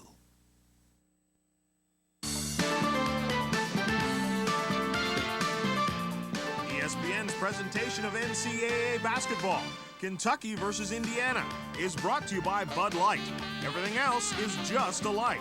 And by Subaru. We built our reputation by building a better car. Oh, what you're looking at right there, the IU Hall of Fame and some of the national championship trophies, and also some pictures and names as you look at part of this capacity house of 17,204 on hand tonight as Indiana leads it by 3 at halftime. And I'll be anxious to see if that three-pointer right at the buzzer by Feldhaus has some momentum for Indiana, or for Kentucky, I should say, to open up the second half. Well, I think it's got to help psychologically, and also the fact now that he can play Hansen and Pelfrey. Remember, they got in foul trouble early, especially Hansen with some really silly fouls, and he's so important to the basketball team for Kentucky. The three-point line, Ron, 4 for 9 is Kentucky. They want to shoot 25 threes a game, and it's really important right now, the job that they have done in Indiana to shut them down. Mr. Woods has been an excellent penetrator. There's Sean Woods with a great penetration to the goal. And the fact that Indiana can't give a whole lot of help defensively allowed him to penetrate and go to the basket. Halftime stats, 39% for Kentucky, 39 for Indiana. Free throws, 76 and 71, very close. In the three-pointers, and we told you Pitino wants to see it up a lot more, so 9 he'd like to see twice that many in the second half. Rebounds, not a surprise that Indiana leads it. Well, you know, Indiana really worked yesterday at practice coming out to shut down the perimeter 3, and they've really done a great job. That's a look at Landon Turner. Landon, who played here on their championship team in 1981 along with Isaiah Thomas. Just a beautiful young guy. You and I had a chance to talk to him before the game. Yep, he was out there on the floor just a while ago shooting some hoops, and every time he hit one, this crowd here who remembers him so well would give him a round of applause. He had that unfortunate accident. I'll tell you one thing, you talk about Bob Knight to Landon Turner, and you know he's got a friend. Leading scorers in the ballgame, Woods for Kentucky with 8, also Pelfrey with 8. Pat Graham leads the way for Indiana with a total of 10. As I stated a little bit earlier, I talked about Pelfrey and Hansen in foul trouble with 3 each, and that certainly can be big. Let's see right now. He's going to definitely play Hansen right now on the floor. You know, foul trouble, and of course, Brasso, Pelfrey, and Hansen all with 3. Going to have to be extremely careful. And Pelfrey's out there as well. So they run a curl move. Excellent back screens, curl moves to get free. A lot of down screens, post into the boxes. So many options to their offense. Pelfrey. That's a great play. I'll tell you, Ron, that is just a great play he just made. Feldhaus offensively rebound. So Feldhaus with the last 5 points that have been tallied by Kentucky, and that ball knocked out of bounds off the hands of Pelfrey. You mentioned Mashburn and his cold start. He was 0 for 5. From the floor in that first half. I didn't think he was active enough. He just seemed to be very passive on the floor. Also tried a three-pointer, so 0 for 6 overall. Cheaney is going to put numbers on in this half. He really is an excellent second half player. He was practically shut out against Notre Dame, and in the second half he came out and put on about 15. Kentucky can go back on top on this trip. Mashburn working inside. Shot still won't go for him. Melberg misses the easy one. You know, Indiana's missed about 4 layups in this game tonight. They really have had opportunities in transition. See, here's the interesting matchup right here. Meeks playing Woods. Does he allow penetration, and do they help, or they allow him to play him one-on-one? Oh, great look. He's the key player. If Woods can break the defense down like that, they're going to get the high percentage shot. Wildcats go back on top by 1. Indiana very content just to break the pressure, bring the ball back out. Man-to-man defense now by Kentucky out of the 2-3 zone. Bailey pulls up just inside the three-point line, and Pelfrey for Kentucky on the rebound. What a great pass, and Mashburn gets his first 2. They got to have him contribute. He averages almost 15 a game. There's the MVP right now in the court for Kentucky, Sean Woods, number 11, who's from Indiana. He's from Indianapolis. He had great vision to make that pass to Mashburn. Cheaney for 2 won't go. And Pelfrey has just picked up the foul. That's his 4th. He's probably going to go small now and go with Brasso. Bring Brasso in, I would imagine, on the perimeter to replace Pelfrey.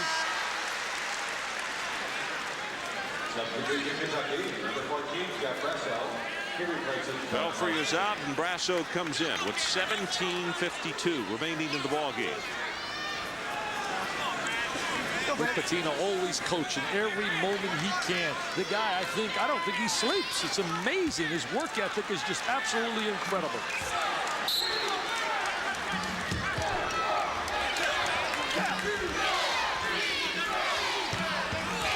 Rick's working against Woods. Reverse it to Cheaney.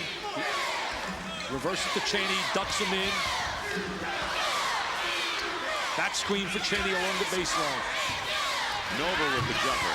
Hard off the front iron, and Sean Woods. Feldhaus for three, and they're going to say turnover against Kentucky. Sean Woods has really improved as a player. Watching him last year and watching him this year, you talk about confidence and you talk about decision making. He has really made excellent decisions with the ball.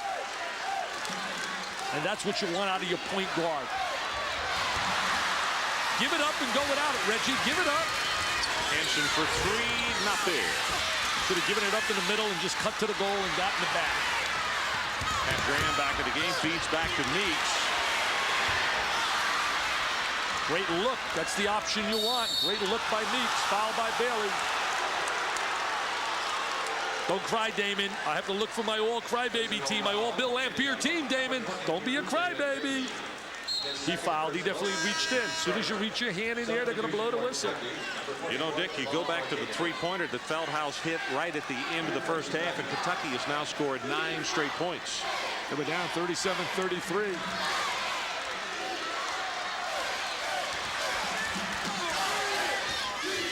$37-31 they were down. I wasn't going to correct you. Oh, my math. I wrote down.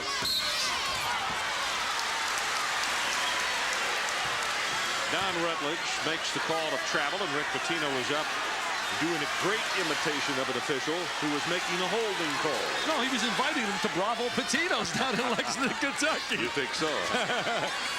40-37 are scores. Kentucky leads, just under 17 to play. Meeks, what a night. Oh! And Cheaney sends it home with authority. Cheaney with the jam-a-roo. That's a high percentage shot. He's been struggling shooting the perimeter shot. He'll start putting points on the board. Cheaney is the scorer. Martinez inside, and a push against Pat Graham.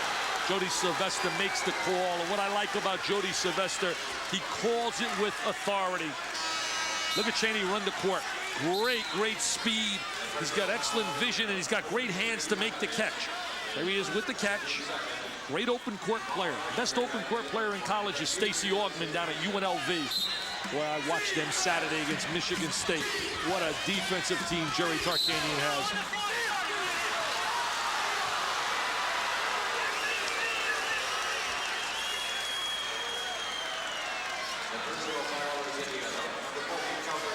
Cheaney has picked up the foul, and that's his third.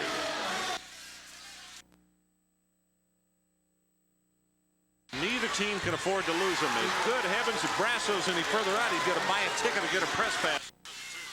Set play. He's an excellent shooter from out there.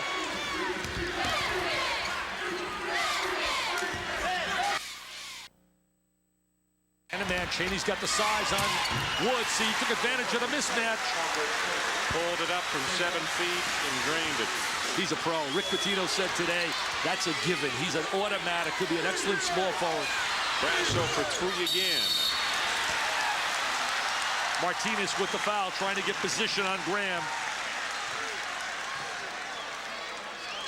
Only the second team foul this half against Kentucky. So let's take a break. 15:56 left to play. It is the Wildcats by a couple. And in Steve Alford, 1987, 30-4 was the record. NCAA champions. They defeated Syracuse down in New Orleans, 74-73. Keith Smart hits that jumper from the baseline. Martinez is the man that he's pointing at. Bailey's an excellent driver to the goal. He just has to do it more often. 3 fouls on Martinez now. Pelfrey on the bench, he had picked up 4, and of course Hansen has 3.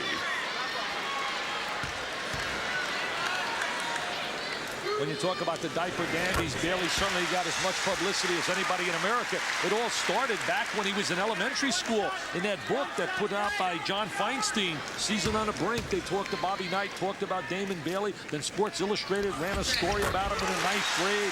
But he's had so much publicity, and he had a brilliant high school career, culminating it, winning the state championship in front of 40,000 at the Hoosier Dome. Well, the 17,000 plus is extremely fired up right now because of this tide, and Martinez has just picked up his 4th foul. Wow. Well, when laying that screen, Ron, you must be stationary. Martinez out of Miami, played at Miami High School, got an outstanding program. Shaky Rodriguez is the coach. Year after year, they have great players. 2-3 zone. He may go to a trap out of it.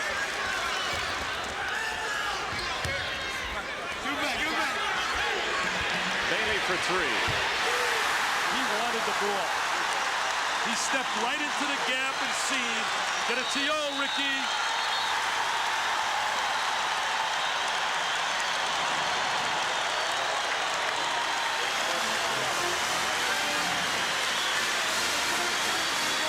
By really getting at the gap. Look at the ball reversal. Now Bailey reads the defense. He knows there's a gap on the wing, steps right into the gap. He wanted the ball. Heady play by Indiana, reversing the ball, and by this guy right here, who is flat out going to be a solid college player. And lay all the critics to the sideline who is saying he's overrated.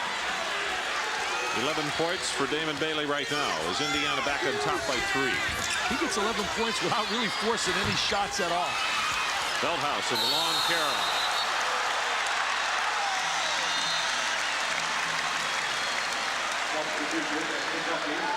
Pitino always stressing the positive on that sideline, especially when an error takes place. Oh, Bailey with the lead. They worked on that yesterday. There's the bump. He got fouled. Sean Wood's doing everything he could to get to him. It's his 3rd. Ron, Rick Pitino was telling them today at practice that Bailey will release against the pressure, and we must be alerted. He said, do you hear me? Bailey will release. And sure enough, there's Bailey releasing. Pitino right on the money again.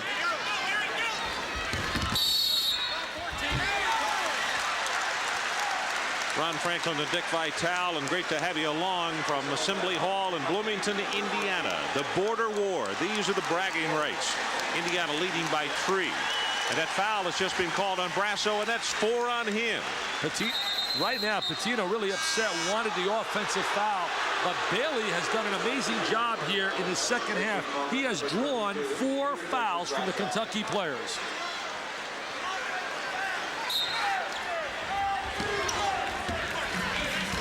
Martinez with 4, Hansen with 4. Oh, what a great pass by Graham. 2-man play, inside pass to Mr. Anderson.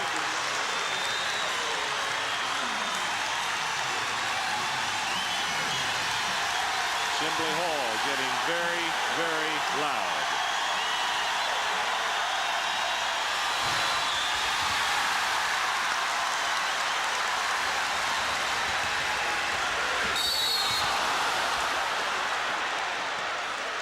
You're making like a referee here, Ron. You're giving a sign. I'm watching Ron Franklin give him a zebra shirt. I was just thinking, you know, the freshman was trying to do everything he could. He has done so much in the second half, but he just traveled right at a time when this crowd was ready to knock the roof off Assembly Hall. This is the biggest possession right now for Kentucky in this game, and there's a walk-in violation again. They needed a score right here to break this little tide of momentum swinging to Indiana. You know, the amazing thing about situations like this, you've done it thousands of times, but you haven't done it thousands of times with 17,200 people screaming at you. But you've shot that same shot without walking. Both of them have, and they both come down and turn it over.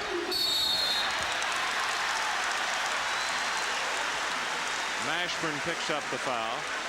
Kentucky in real deep foul problems right now. There's Mashburn, and it's his 2nd. Tino going back with Pelfrey with 4 fouls. Substitution for the Wildcats. Number 34, John Pelfrey back in, replacing Mashburn. So Mashburn will get a break. Bonus, now in effect for Indiana. And it's the 7th team foul, so now 1-1 for Indiana. Palfrey with 4, Hansen with 4, Martinez with 4.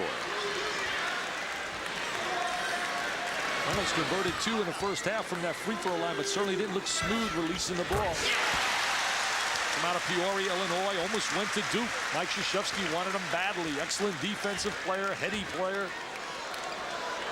He's got good size for a point guard. He has to just improve his scoring ability. You got to have a point guard that can at least keep people honest. Said by Minute to be probably the best of the defensive players for Indiana. Good quickness defensively, good matchup. Reynolds and Woods. Feldhaus. He's a power player inside. He really can get the ball off. See, there's the post move against the pressure. Pat Graham with the bounce pass to Anderson, and he loses it. That's one of the great areas in their defense. They rotate back and give help, get a blocking call. Kentucky rotates back defensively as well as anybody in college basketball. Bobby Knight, 3 national championships, 9 Big Ten championships in his 20 years at Indiana. Dick, I was watching you in the Indiana-Louisville game. Wasn't it Reynolds who would parallel to the ground on a 2-on-1 break to break up a fast break?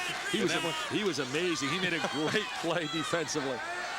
Louisville really came back since that game. They beat the ball handily, had a win over Western Kentucky yesterday. In fact, we were teasing Rick Pitino today. I said, Pitino, this game is not that big to you. It doesn't mean anything. You didn't even show up at practice last night. You went to scout Western Kentucky and Louisville. He had the answer. He said, Dick, we practiced in the morning. That just was a shoot-around.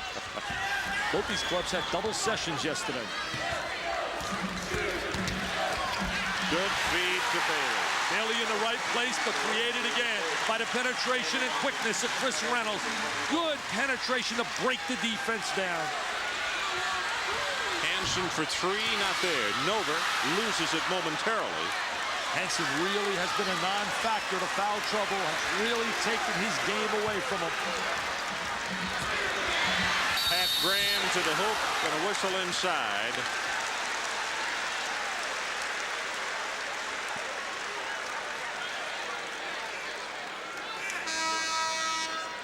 Personal foul is Kentucky, number 35. Look at these numbers right here. Chasing the Barrett. 875 wins, Ron. Unbelievable. Bobby Knight has 540. If he lasts 15 years in coaching, he has to average 21.3 wins for the next 15 years. And that's what he's been averaging throughout his career. I believe, as we look at the general, that those numbers will even become more of a reality because now you play more games than you did in the early part of his career. Bailey is out, sits down with 13 points right now as we have just over 13 minutes to play. That record would be like catching like Hank Aaron, catching the babes in baseball. Yeah, for sure. It would have that kind of magnitude. I mentioned it today before the game. He says, Dick, like I really care about records. Like that's on my mind right now. I said, Bobby, I just made a fact here. He's unbelievable. 7-point lead. Oh, back cut, he missed him. Hansen was wide open with a back cut.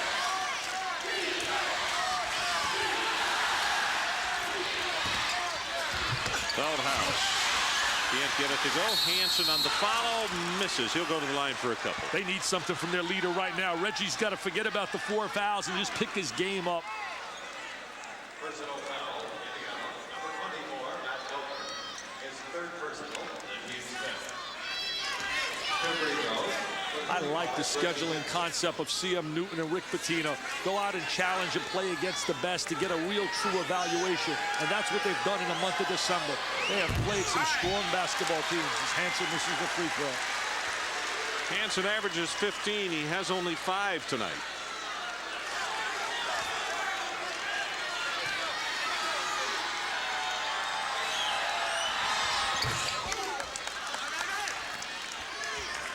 Two-2-1 pressure right now.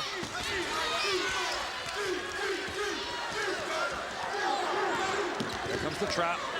Not allowing him to get to the sideline. Pat Graham against Grasso. And of course, Grasso with 4 fouls, having to be careful as Graham battles inside. And Pat misses the short jumper. Graham has really improved his driving ability. See, they ran to the 3-point line. Grasso Open, set for it, and then missed it.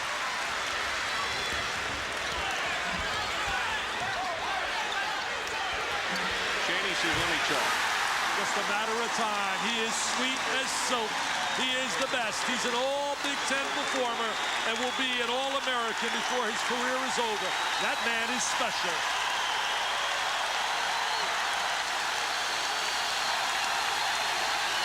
Oh, they locking up defensively.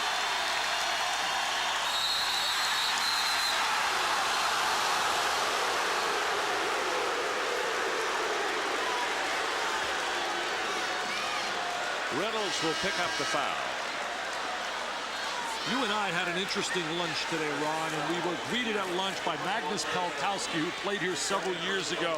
And he really was so emphatic about stressing how this team is a much better defensive team, the Indiana team, than the teams within the last 4 or 5 years. Even the team he played on, he said, in '89, that won the Big Ten championship. Yeah, I was surprised when he said, oh, yes, they're much better defensively than we were. Great hand for a very popular Chris Reynolds as Lyndon Jones comes into the lineup. Helfrey for three, not there. Cheaney making some big plays now, rebounding, knocks down the big three.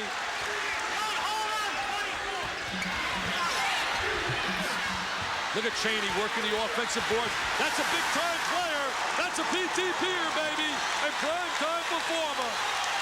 Pitino wants a timeout. He better get a timeout. 11-point Hoosier lead.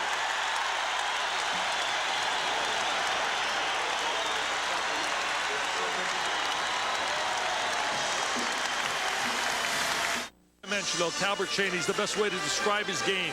He can knock down the perimeter jumper. He can square up and shoot the three. He can rebound. He can post. He wants the ball off the offensive boards. He's got the great wingspan. Puts the ball to the deck. Goes up with the right hand. He's a left-handed player. And he's the first left-handed player ever to play for Bobby Knight. 11 points and 6 rebounds. Not a lot of big numbers, but he's come to life in the second half. Baylor with 13, Pat Graham with 12, and Cheaney with 11. As Helfrey on the follow, counted, and he'll go to the line. Helfrey's been such a solid player at Kentucky last year and this year. Comes up with a good offensive rebound, seals off the defensive player, and gets the conversion. You know, it's amazing to think, Ron, 20 years of coaching here, Bobby Knight, and one left-handed player. Cheaney's the only left-handed player ever to play for the General.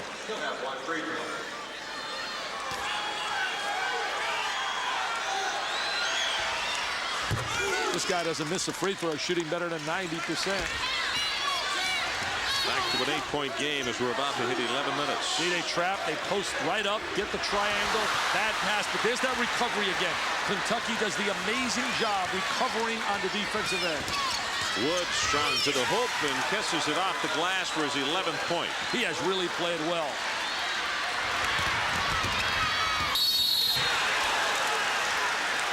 That's all for Hansen.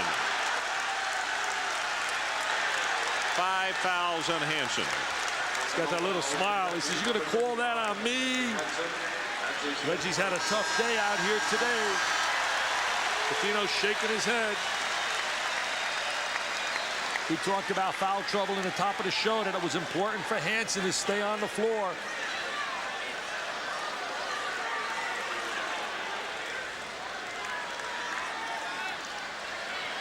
So he reaches over and gets Feldhaus with the arm, and he's the man that will come into the lineup, replacing Hansen. Bobby Knight saying, wait a minute, here's on a timeout. Got everybody going to the sideline.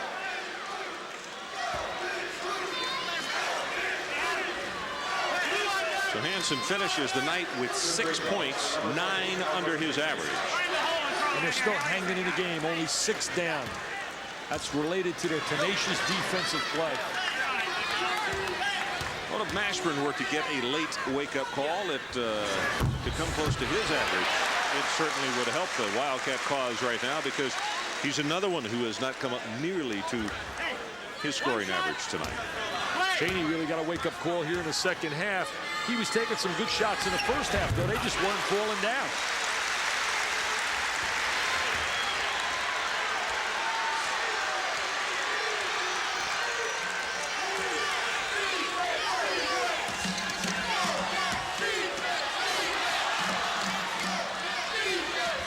Nova really beats Mashburn to the spot.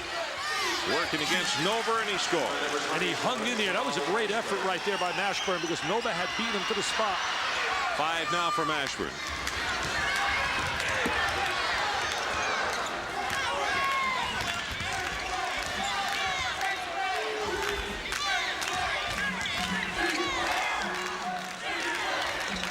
Bailey and Pelfrey. Pelfrey with 4. Bailey should drive on him. Bailey should drive on him. That's going to be stolen by Feldhaus. Pelfrey, 3 of it goes. And Brasso has just fouled out of the game. Pelfrey came up empty on that 3, but that was the excellent P&P game. You penetrate and you pitch. Personal foul, Kentucky, number 14, Brasso. I'll tell you, Kentucky would like to bring a guy off the bench by the name of Travis Ford. They'd like to be able to utilize him. They say he looks brilliant in practice, the transfer from Missouri. But he's ineligible this season. Substitution for Indiana, number 32, Eric Anderson. He replaces Matt Graham. I am so impressed with the way the Kentucky players play. They're multiple defenses. They're just a fun kind of environment to play in for a youngster.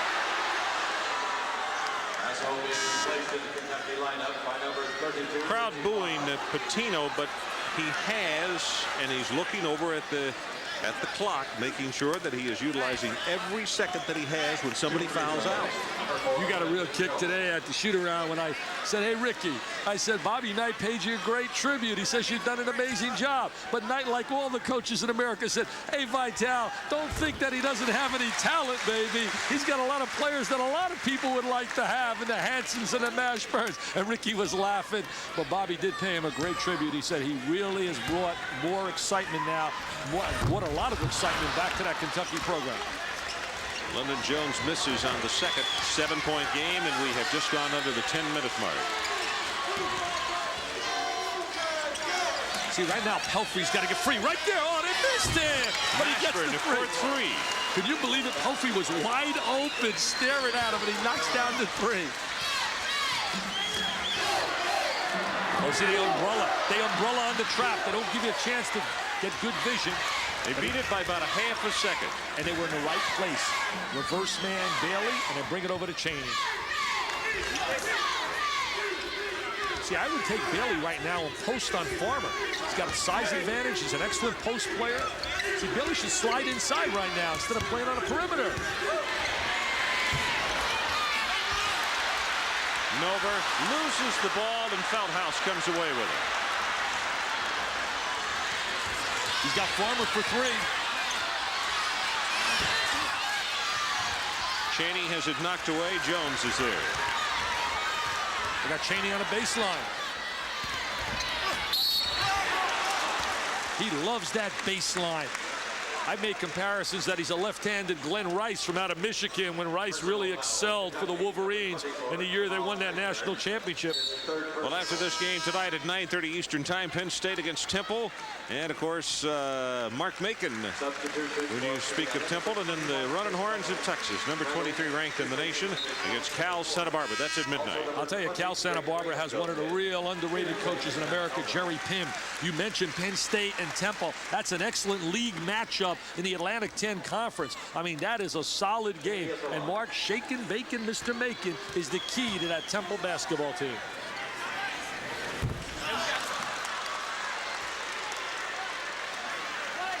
Joey Wright for the Texas Longhorns to show his wares to the West Coast tonight. He's transfer out of Drake. Excellent perimeter player. Little fatigue right there by Cheaney. Misses those 2. That's 3 in a row that Indiana has missed at the free throw line. It's an amazing job that Pitino has done to have his people hang in to where they're only down 4, playing with a situation where their key people are in all kinds of foul trouble, and Hanson is already gone. Pat Graham will come in, and Cheaney will get a break. Yeah, that's a good move, taking him out. I think fatigue got the best of him. What's 4 fouls on him, and with 8:35 left, give him a breather and then bring him back in for the stretch run, because Kentucky has quietly moved this thing from an 11-point to a 3-point ball game. And the Kentucky kids just never quit. They keep clawing, they be coming at you, and that's basically, they reflect the personality of Pitino on that sideline. He doesn't stop coaching on every possession.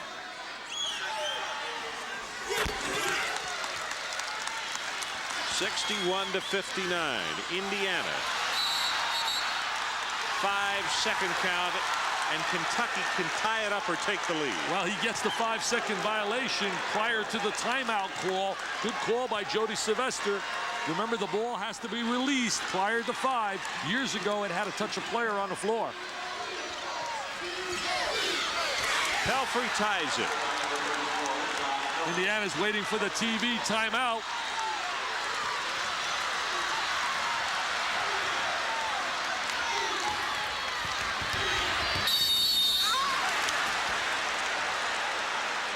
They're not scoring against the trap, not scoring against the pressure. Personal foul, Kentucky, number 12, Derek Feldhaus gets the foul. That's 3 on him. And now 10 team fouls against the Wildcats. Greg Graham on the line. He's an excellent slashing player.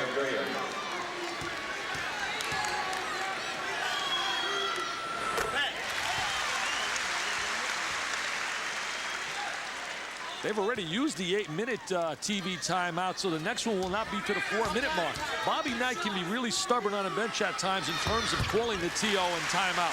There's a mentality among some coaches, Ron, that it's like admitting weakness. I think sometimes you got to get that TO. Graham knocks him down.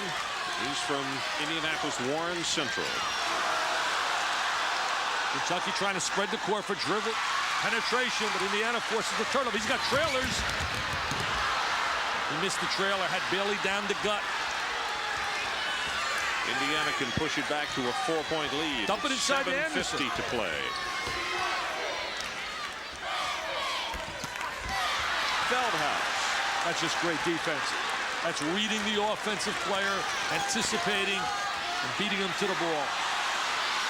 Pelfrey for 3. I would get a timeout if I were Bobby Knight. I think his club needs to settle down a little bit. Graham misses the wide open shot, and a foul. Who is that? Anderson. Good heavens. And what looked like a sure 2 points for Indiana, and it's Pat Graham who picks up the foul. His second. They had a great opportunity there in transition. But again, that's the pressure defense. The harassment just keeps coming at you. It looks many times like you're going to get the easy layup, and you brick city it. Feldhaus is really breathing hard. He's off the line trying to buy every added moment that he can. 19 fouls against Indiana, so it's 1-1. One more, and then they go to the bonus. Both will be in the bonus with 10 plus. Ron, they've done a great job of taking the crowd out of the game as well. Feldhaus misses the front end of the 1-1. See, I really believe you miss free throws like that when you're a good shooter because of being physically exhausted. You shoot with your legs as well as you do with your arms and fingertips.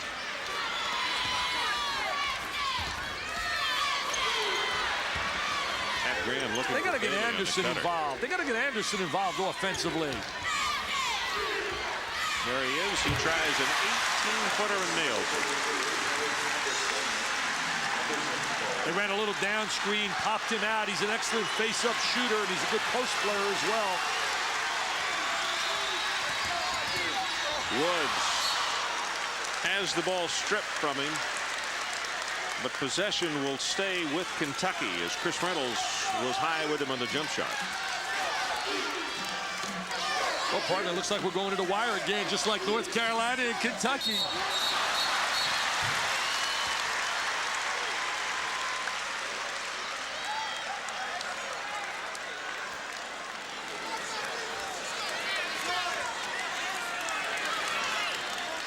Six minutes, 37 seconds left in this one.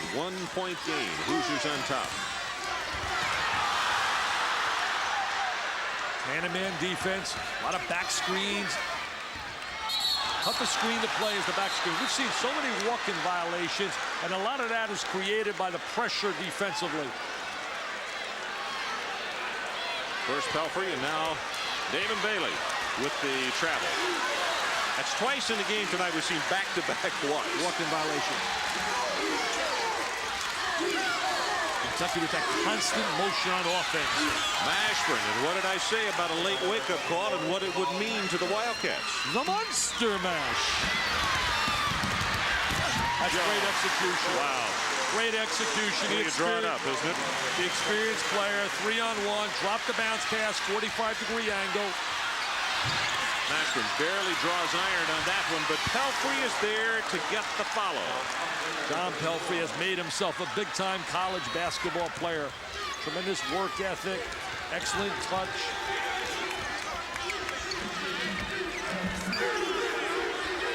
See, Feldhaus doesn't have the size to check Anderson. They're not getting him involved at all. Get Anderson involved.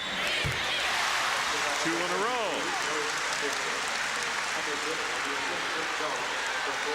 Sometimes they make you look like a genius, don't they, Ron? Now the crowd trying to help out. Oh, there's that screen for Woods. I got to watch if it's a moving screen by Mashburn. Pelfrey for 3. Run to the three-point line, kick it out. Pelfrey delivers the rock.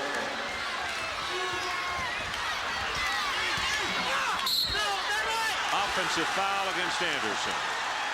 I don't think Knight can wait much longer to get Cheaney on the floor. He's got 4 fouls, but so does Pelfrey. And I think Bobby's got to get Cheaney on the floor now for the stretch. Jody Thompson, the freshman, comes checking into, or is about to.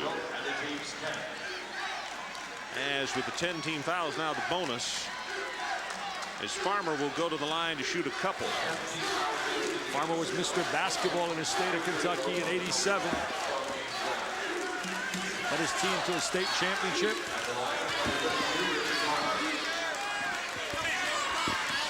He has really slimmed down. They retired his jersey in high school and had such a celebration. It was incredible. Cheaney comes back into the lineup. Pat Graham comes to the bench. Situation 5:03 left in the ballgame. Kentucky 71-69. Very quiet crowd. You would think in a Kentucky-Indiana game this place would really be exploding, but it's more of a laid-back crowd. But remember, the students are not here. The semester is over.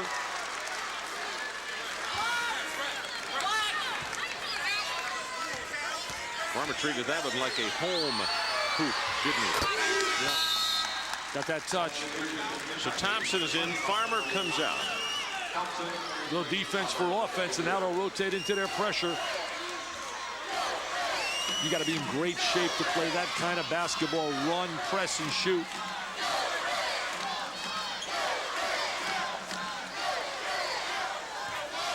Both these teams have lost 1 game. Both have lost down the wire. Indiana lost a tough one to Syracuse in that Maui Classic. And Kentucky lost on the road in a heartbreaker to North Carolina. Wildcats are 5-1. The Hoosiers 8-1.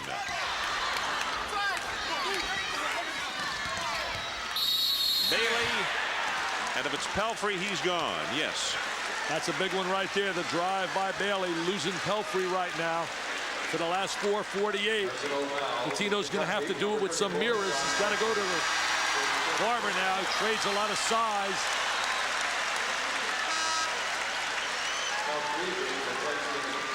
Played an excellent game for a guy in foul trouble all night long. Gets 22 points.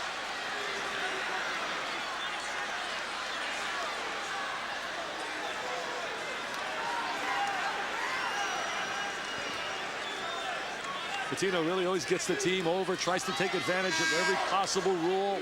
Thompson comes out, being replaced by Farmer. So Pelfrey with 22 becomes the 3rd Kentucky Wildcat to foul out of the ballgame. You've gone away and just come back. Jeff Brasso fouled out. He had 7 points.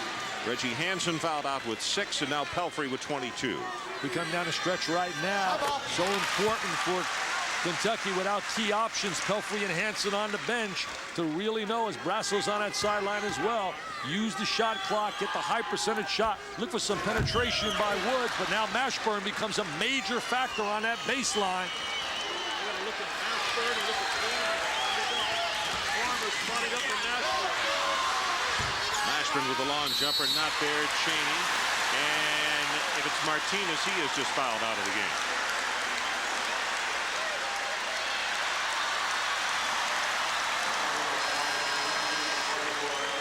Well, they'll start counting how many they brought. That's incredible.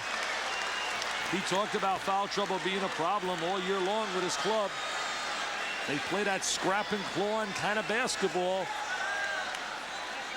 Pelfrey coaching on the sideline. Farmer.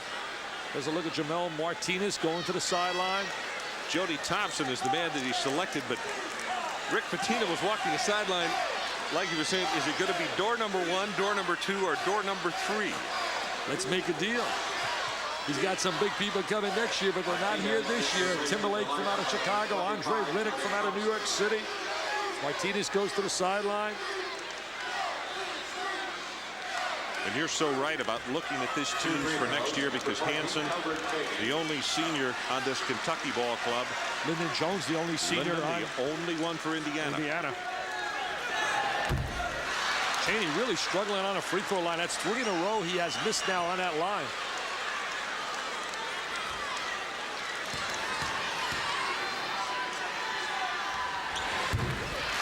Gets the second one. It's a 2-point ball game. I'll tell you, if Pitino can win this game away from home with all this foul trouble, they ought to right now give him the Coach of the Year honor in America. I mean, that's unbelievable.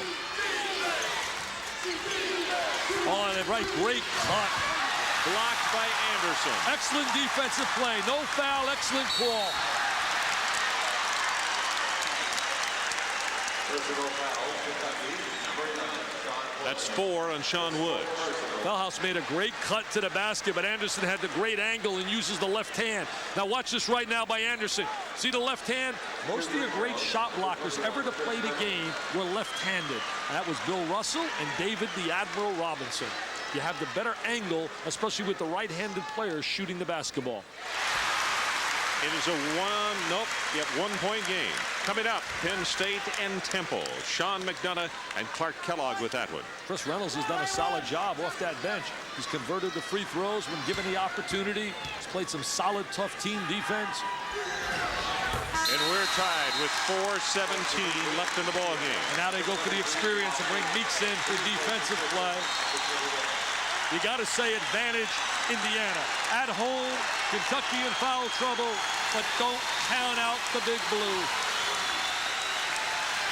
Mashburn for 3, and it's an air ball. See, that's a poor shot right there. Hand right in his face. Now, right now, they got to go to Cheaney. They got to go to Cheaney. Got to go to the #1 option. I would swing the ball to the baseline to Cheaney. Anderson answers the call in the lane. Good little touch by Eric Anderson.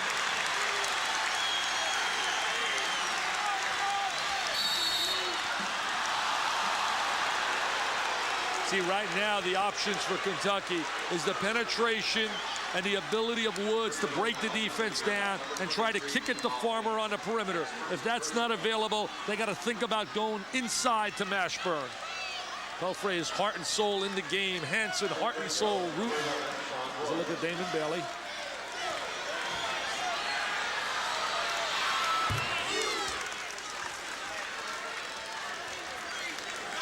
Can't get much better than this, Ron, going down the wire between two unbelievably highly profiled programs. Woods with 13 points, and we're tied.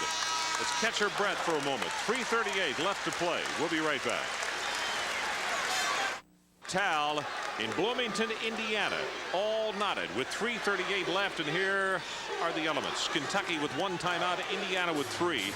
Fouls to give, neither team has any, and possession error, Indiana. 4 people to foul out for the Wildcats. Brasso left, 7 points. Pelfrey is fouled out with 22. Reggie Hansen with 6, and Jamel Martinez fouled out. He did not score. Right now, to win this basketball game, I got to believe Kentucky has got to use the shot clock and utilize the penetration of Woods, and their options have to be Farmer on the perimeter and Mashburn inside. They rotate into a 2-3 defensively, trying to protect their people. Official score has just made a correction on Pelfrey. Says 21 rather than 22 points. 3-pointer almost doesn't draw iron. Not the kind of option Bobby Knight wanted against the zone. He's not their #1 option from the perimeter. Lyndon Jones See, execution now late in the game becomes important. That's a guy that's a high option right now. Offensive foul called against Mashburn. I don't like that call right there. The kid is sliding inside, runs the single reverse move. Defensive player didn't seem to be there to beat him to the spot.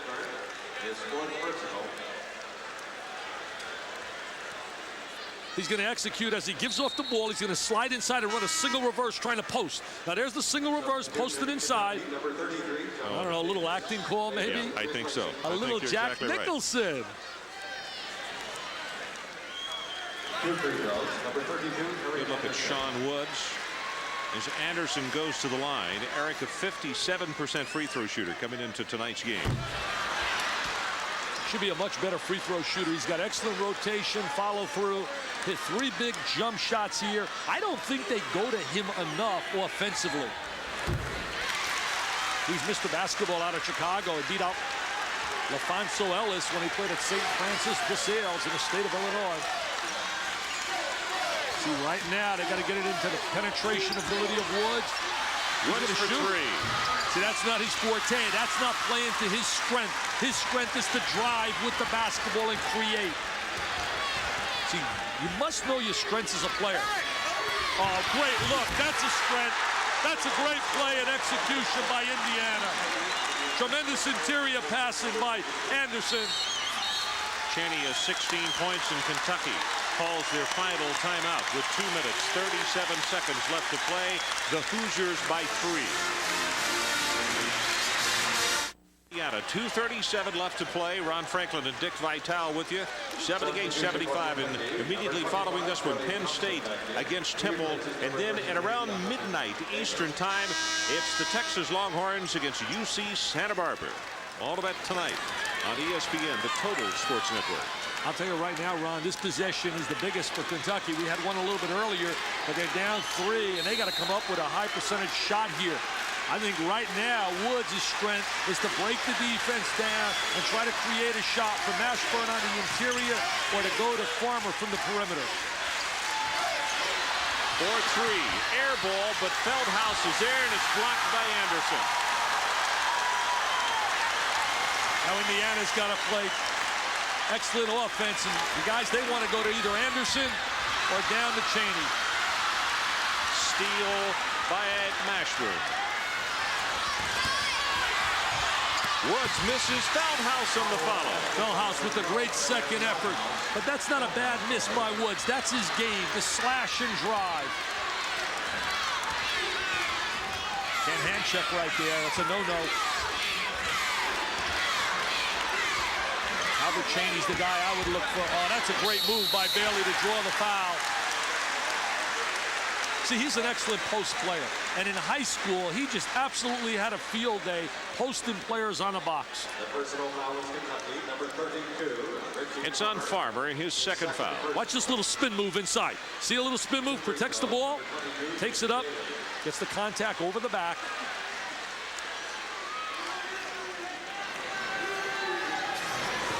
Bailey loves these situations, pressure situations. He seems to strive on it.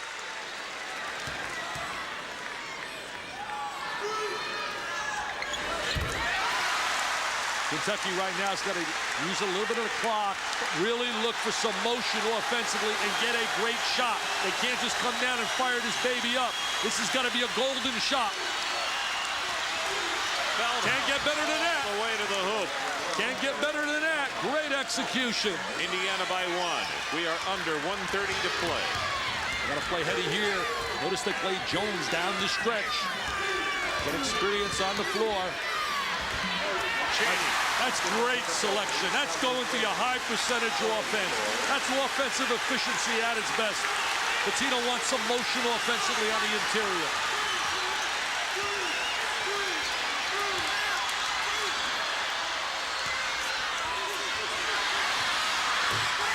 Mashburn ties it. He's a frosh, baby, and he steps out to the line. And he knocks down the 3.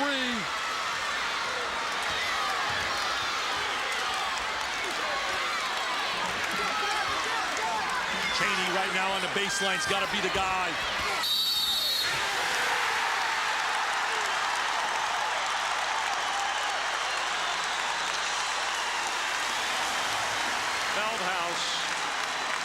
with his fourth.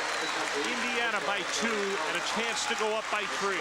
Ron, these teams are so well coached. I know at times we lay out the accolades, but take a look at Cheaney. They know their guy is the #1 option is Mr. Cheaney. Bobby Knight in practice works on situations with the clock coming down. Look at Knight saying, please go in, please go in. That's the way. Great play, Calvert. But these teams really are so well drilled. Kentucky knows that Mashburn has to be a key player. What an amazing finish we're having. Most teams would have rolled over and died, but not Ricky Pitino and Kentucky. C.M. Newton, what a great job you did bringing in Rick Pitino as your coach. 37 seconds left in the ball game. Indiana by 3, and Kentucky with no timeouts left. What do you look for here? Well, Kentucky now with the no timeout situation, they got to think a little bit about the 3 naturally. And when you're thinking the 3 here, you got Mashburn that can shoot it, and you got Farmer that can shoot it. Feldhaus is capable of shooting it. I think it's got to be all created by the penetration, the P&P game. Penetration by Woods and pitching it out, because the three-point shot in their offensive scheme of things is a high percentage shot. It's great working with you, Ron. It's been a lot of fun again.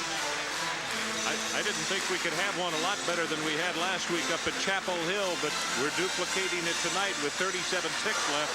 And we got some more great college action coming up here on ESPN as we'll go directly to Penn State against Temple. And then our third game of the night will go way out west to the left coast as Texas takes on Cal Santa Barbara.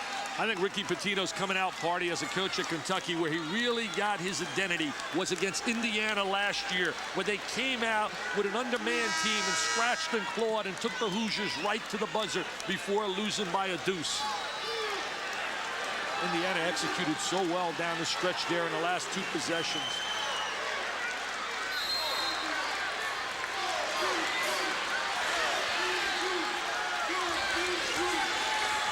Woods has got to come to the ball and break down the defense with the penetration. And hard off the iron, Feldhaus gets a shot by Bailey and throws it back to me. Just got to spread the court.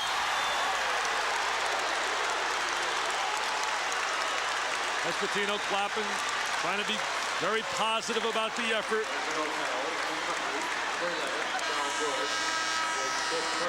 I thought Woods was going to penetrate, break the defense, and then flip the ball back out for the 3, but he decided to try for the 2-point shot. Off balance. He's played a good game, though. He's a tough competitor. He's an improved player. 14 seconds left. I don't think anybody's going to beat Kentucky easy. I'll tell you one thing. You're going to have to play to come to play them. Tina was saying their 3 big games are Louisville, Indiana, and certainly LSU. Barrett has just come on the floor. He was not eligible until this ball game. He is a transfer. He's from London, Kentucky. His brother has a 4-point grade point average. His brother played years ago at Kentucky as a lawyer. In fact, right now he's a representative of Mr. Thunderbolt. Timeout is called by Indiana with 14 ticks left on the clock, and it's a 4-point game. Barrett, by the way, transferring from Utah State. I guess maybe the term shouldn't be a representative. He's a friend of Mr. Thunderbolt and trying to give the kids some good advice.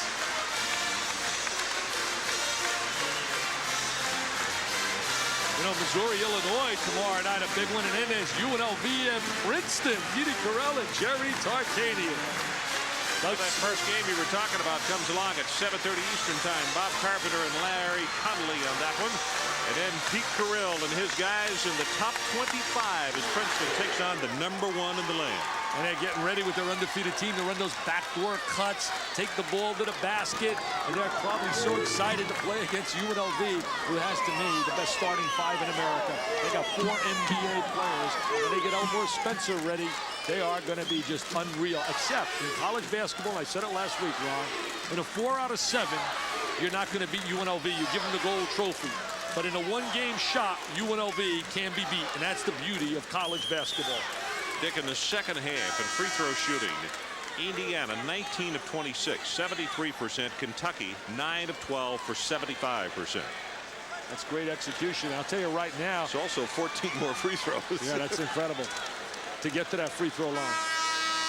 But you know, the reason for that too, Hansen in foul trouble, so you're losing an important player inside who's going to draw some fouls and contact.